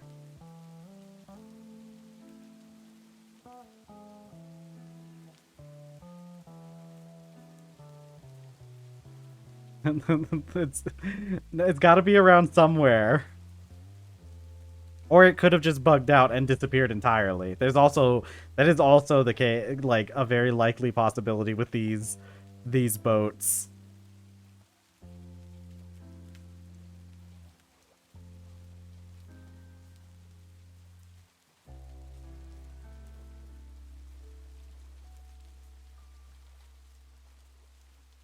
Well, it did cost a lot to make, but honestly, it didn't cost that much. Not that much of like not of like resources we actually need. It cost a lot of copper, I think was the big thing that we lost if we lost the boat. It was quite a bit of copper putting that thing together. But since we know how to make them in the first place, won't be that hard to make another one if we have to. Okay, but like the emotional toll is something we only have to go through once though, right? Like, now that I know how to put the boat together, it won't be that hard to make a second one.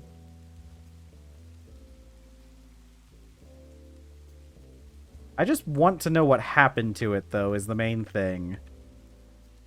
Because if it really can just bug out and disappear, it's not really worth making a second one.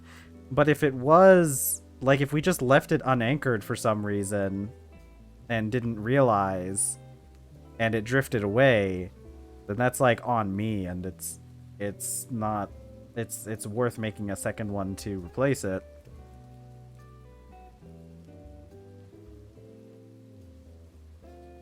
Oh, man. This is going to be one where I'm going to have to go back and watch the VOD to figure out what happened to the boat.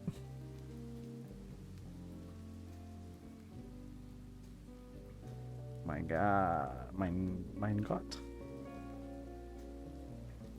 Oh, dang, I really am going to have to go watch the VOD on this one, aren't I? Because I really do want to know what happened to that boat.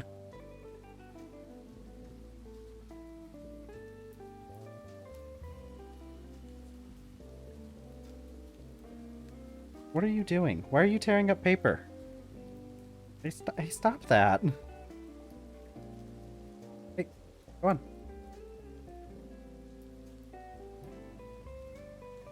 Don't look at me like that. You can't be tearing up paper towels. Not on my desk, at least.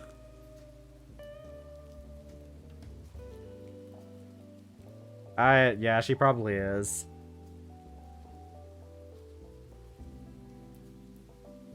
Okay, we'll range out a little bit and see if we can find it on the open ocean.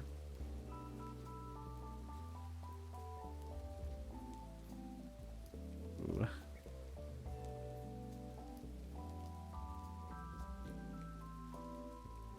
The only like big issue with it being out on the open ocean is that the stupid thing doesn't, like, it has a relatively short render distance for the entity itself. Is that over there? No, there's no way. That's just the island, right? That's just a tree.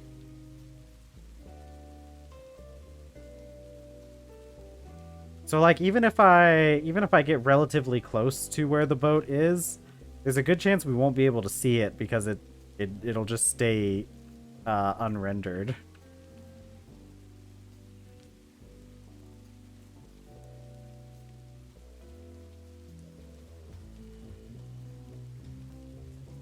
Okay, well, I guess the boat really is gone forever. I'm gonna go back and check that place one more time, where we left it. If it, we'll probably, I'll just check the VOD and see what happened to that boat.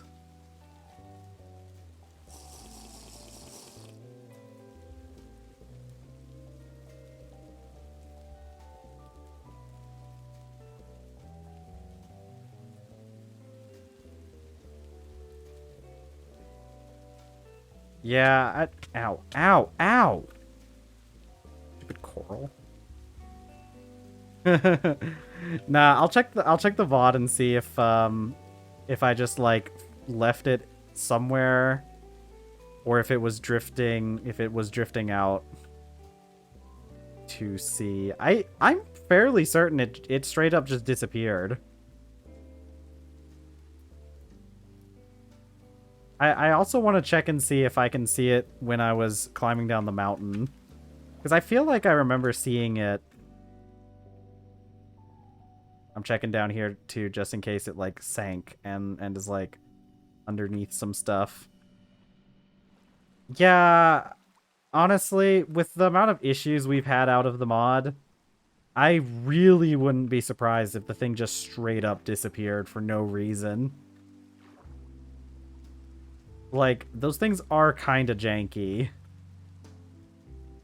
Oh, I should have grabbed my kayak. I don't know why I left it to drift.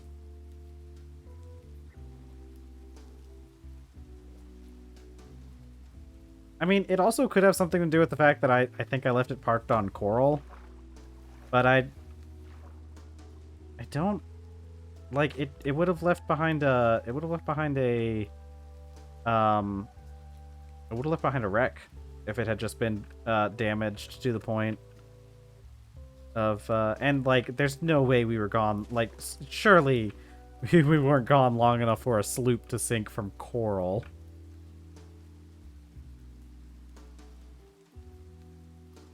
Okay, well, all right. Rest in peace, the HMS sunk cost. Really did live up to your name, didn't you?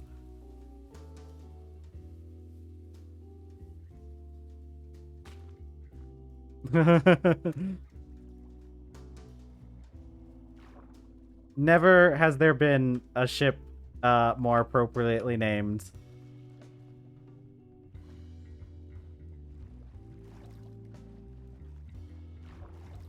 All right, well, that's why we always carry a kayak.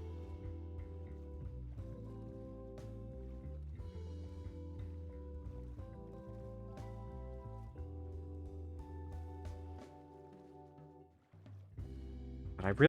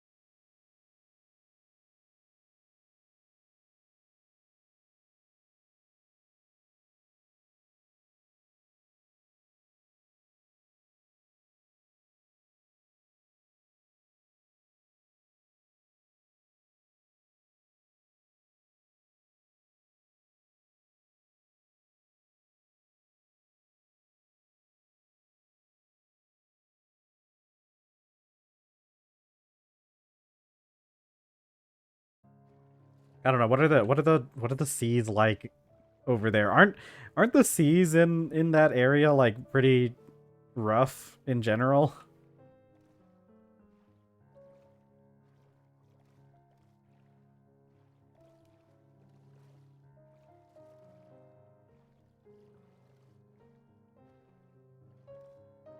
Mm. Yeah, it's not like the Titanic. It just crashed into an iceberg. One thing in the middle of the ocean that to crash into, and you found it. Oh my god, I like. Have you ever? Did you ever see the chart that was going around? That was the The deaths caused by the Titanic and the slight spike that we had recently.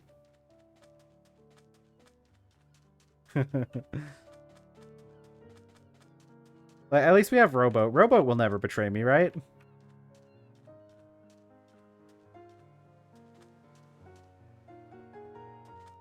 Oh my god, I'm out of... Oh wait, no, I do have some food.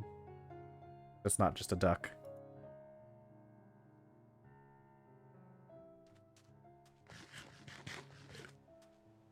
Speaking of which, let me salt that duck. There's a reason why I carry salt around with me. My god, why would you do that?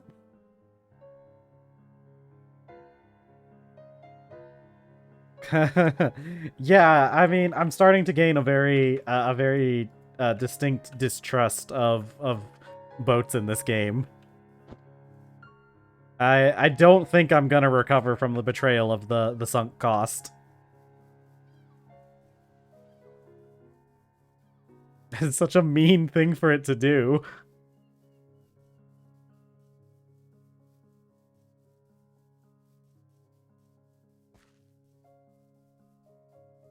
But look, we have video evidence.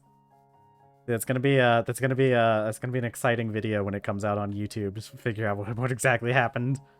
I'm gonna look at the VOD now, or like after stream, because I really want to know what happened to that stupid thing. So I'll have a report back to you tomorrow about my investigation of what happened to the sunk cost.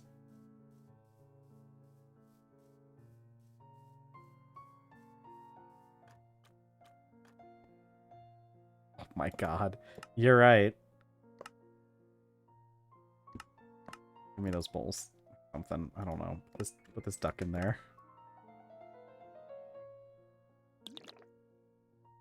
I could start a whole documentary series on it. That would be so funny.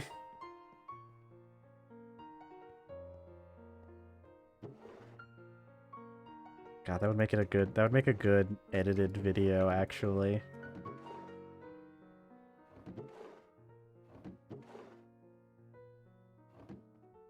Let's see. Animals. That's one of the things I need to do. Oh, you got a bee? Congratulations. That's really exciting. Getting your first bee is always really exciting. Now you just got to get the second one so that you can start breeding them.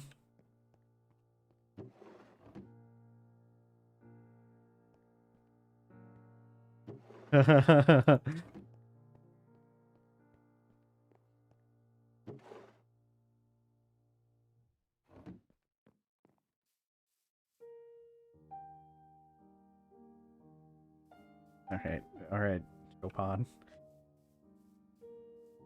God, it would have been so funny if this song was playing when we lost the boat.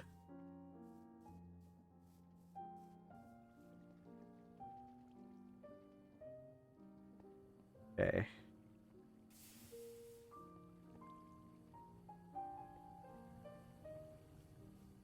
More rubber pulp.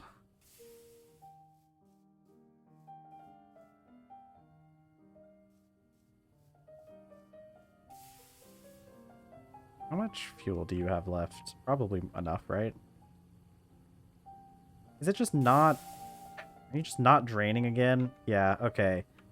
This thing needs to be on its own chunk if we ever rebuild this stupid thing.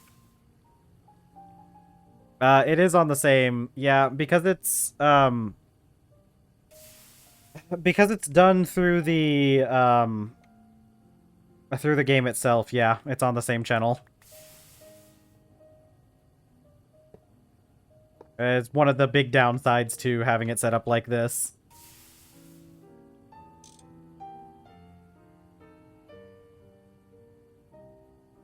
Okay, this is one of those ones where I have to break.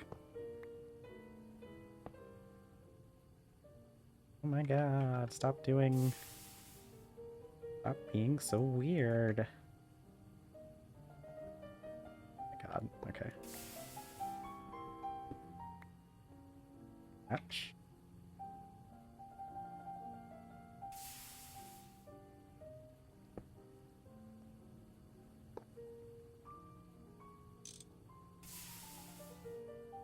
Remember how I fixed you last time.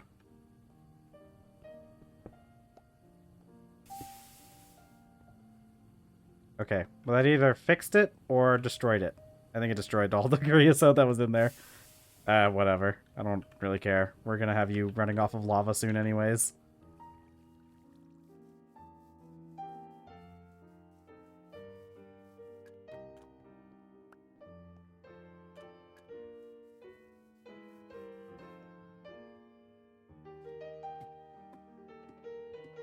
It's dark down here again.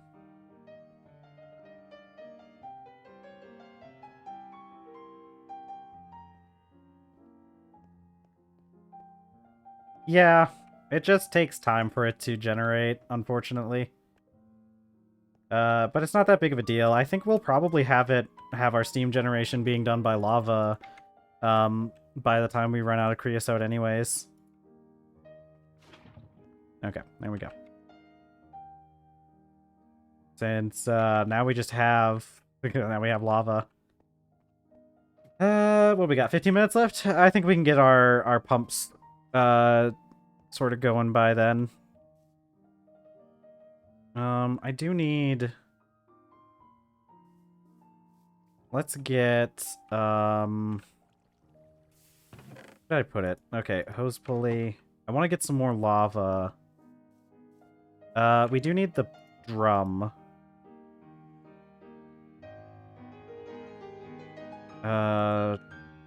Four sheets and 2 long rods. Oh, put up these tin ingots. Oh, I never did do the rubber pulp.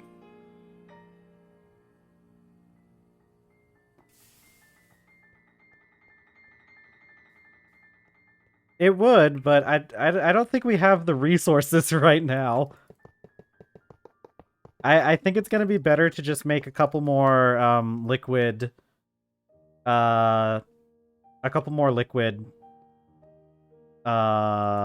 boilers. And then we can and then once we need to upgrade again, because if we got 2 more liquid boilers, I'm pretty sure that would satisfy all of our needs for steam, since that thing uses up 64 millibuckets per tick when it's running at max. Oh my god. We're gonna do it eventually. Just not now.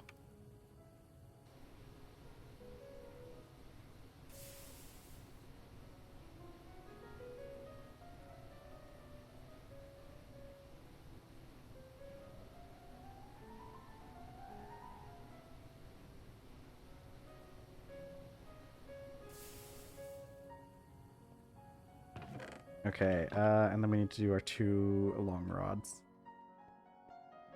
We are definitely going to get the large steam boilers eventually.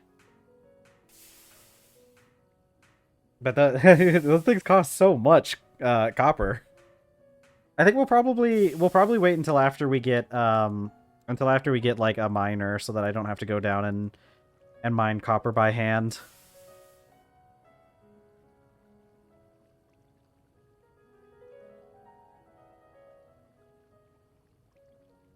I feel like I'm right here.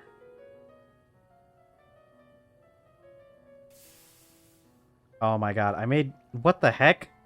This is all bismuth bronze, not... This isn't real bronze.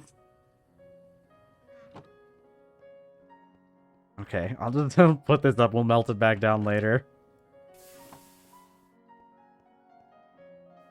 I should have read the sign. This is why we put up the signs. Bronze is right here. We need more bronze anyway. I need to do the thing.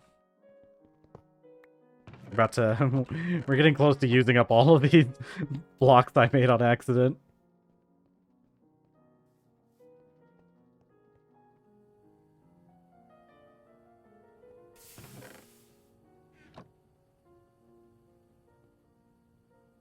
There we go.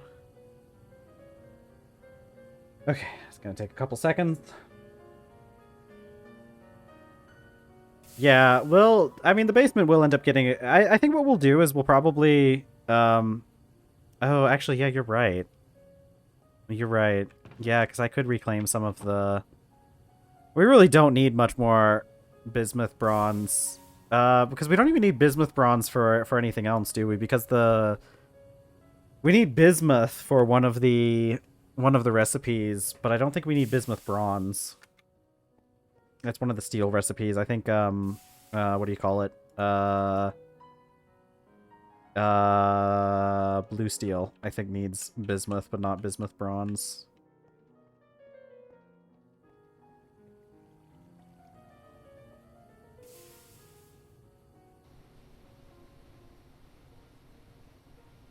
Is it bismuth bronze? Okay, well. What do we even need blue steel for? What do we even need it for? I mean, I know we need it for the blaze burner, so that's probably that's probably the real answer.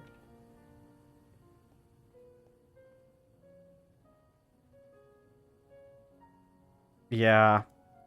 I don't know. I'll just leave it in that chest for now.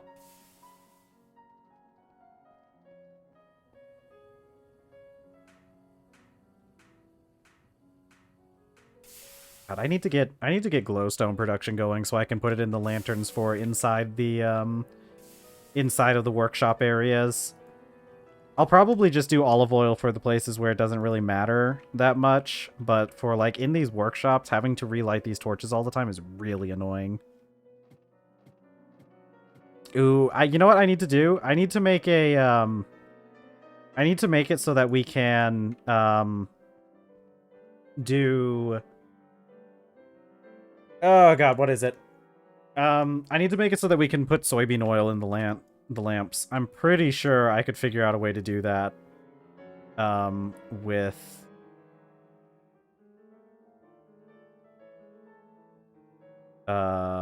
Cube.js. I'm trying to figure out what I'm gonna do with this. Because I need it facing that way, but then I can't put the crank. I could move the lava in an extra thing, but I don't really care about that. We just need to crank it like the one time to get it down to the right level, right?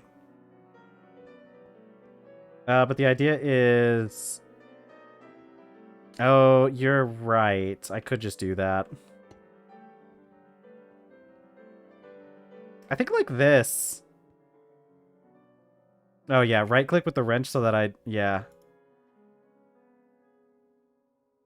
One block up? What does that mean? Oh.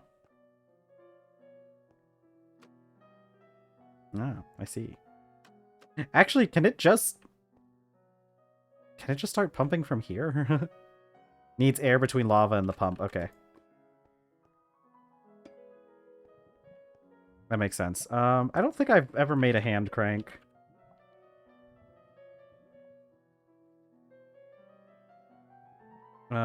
Okay. Yeah, I've definitely never made that recipe before.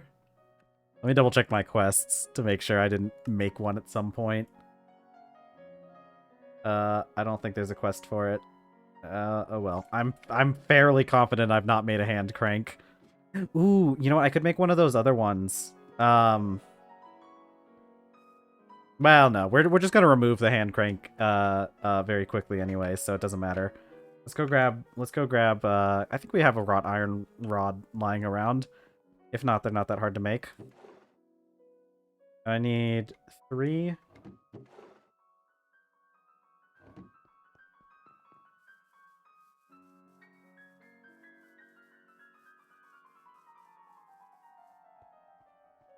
Okay. If I did have a rod, wrought iron rod, where would I have left the stupid thing? I'm pretty sure the answer is I would have left it in this chest. But I only have a steel rod. Okay, we'll have to make some. That's okay. I've run out of food again. I need to just start... I really need to start making larger amounts of food. We need to get a cooking session in at some point, because I really need to start having just food on me more.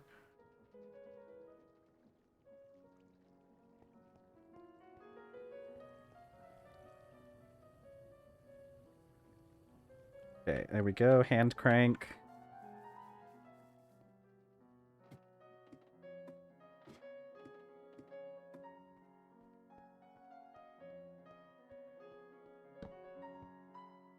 Okay. So this should probably be enough. Because I don't think it has to go in the lava, does it?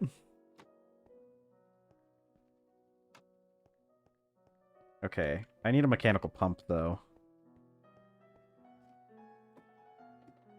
Start making more assets. We should have a cooking show intro. Yeah. That would be a pretty good one. Oh my god, have you ever seen... Okay. This is an out there reference. So I guarantee you that I can almost guarantee you that nobody's heard of this before. But so when I was a kid, I had a Mortal Kombat game on my GameCube. It was Mortal Kombat Deadly Alliance. Now, the interesting thing about this game was you could unlock a lot of stuff, right? You could unlock a lot of different you could unlock a lot of different little things in the game. Like you could unlock like concept art and like songs and stuff. A lot of little like kind of silly things you could unlock with this game, right? One of the things that you could unlock, and to this day, I like this game was weird, right?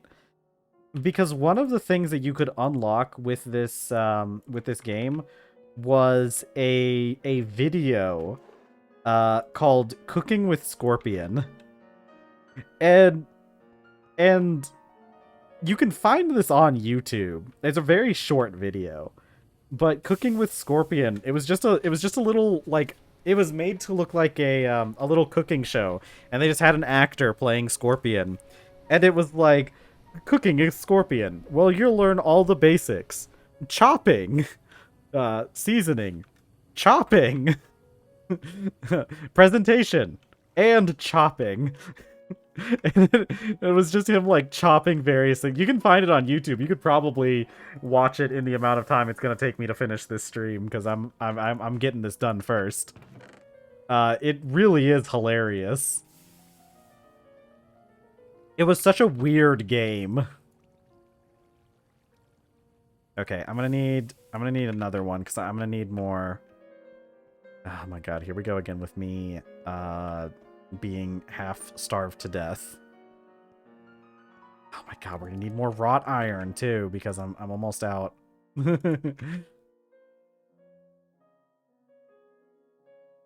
And so the craziest thing about that whole thing is that it was just on the game, the disc. Like that was just in the game for some reason. You could just unlock it randomly as an unlock in this game. God, maybe that would be a fun thing to play on stream sometime. Friggin' Mortal Kombat Deadly Alliance.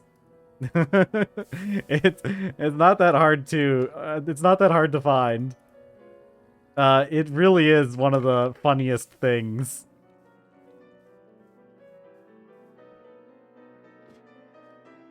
But yeah, that was just on the cartridge. Or cartridge, it was a disc. It was for the GameCube. Oh my god, we're going grayscale again. Okay. Alright. I'm going to... For right now, I'm just gonna hand crank this.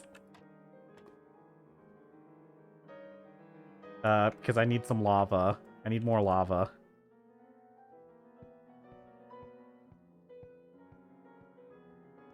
Okay, maybe it does have to be...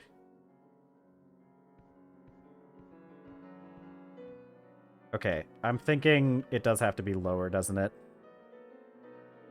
Myself, never had a GameCube. With an old neighbor, friend, and a kid one. Same with the after-school care I went to. Yeah. I had a GameCube. It was one of the few game consoles I had growing up. I typically didn't really have game consoles. But Nintendo was one of the few exceptions. Oh, yeah, Simpsons Hit and Run. That was a good game. Okay. There we go. There we go. Give me my bucket of lava. Okay, cool. We are at the end of stream. I'm going to finish this by cooking because my character desperately needs food. Grain, fruit, and vegetables is what we need.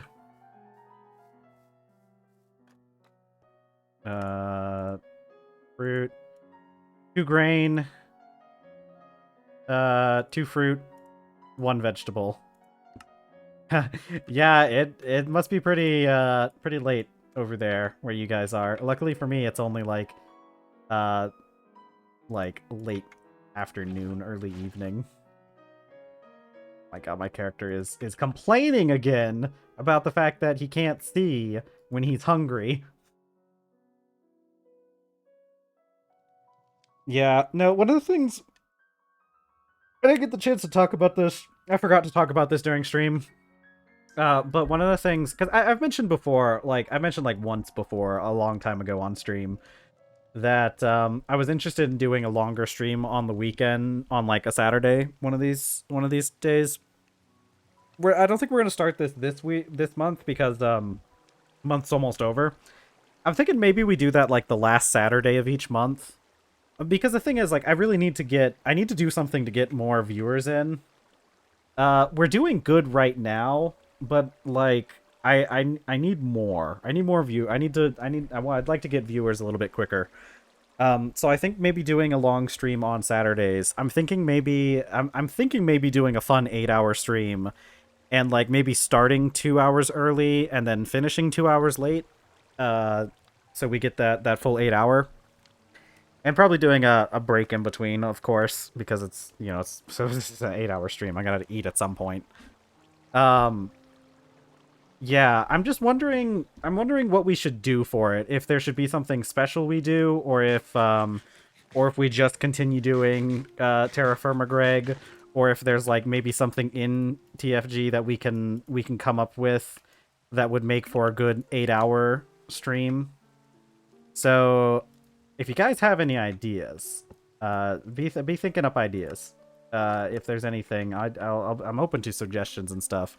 Multi-game stream would probably be a good one too. We just got to figure out exactly what we're going to be streaming. It might also be fun to do a Skyrim stream as well, because we talked about Skyrim, and having a challenge run on Skyrim would be a pretty interesting one to do. I might prepare ahead of time for that one, because I might maybe we might decide on what build we're going ahead of time, or if we're going to do some kind of crazy survival or legendary or something. I don't know. We'll talk about that more later though. Maybe we'll talk about that tomorrow or some other day. Like I said, it's probably going to be at least a month before we do something like that, so we have plenty of time to prepare. But we are at the end of another stream. Thank you guys so much for joining me on this Thursday. I love you guys so much. I love how much time you spend with me. I very much appreciate. I know technically I'm the one here entertaining you, but I do appreciate you also giving me your time and attention. So thank you very much. I stream for 5 days a week. On weekdays, typically 4 hours.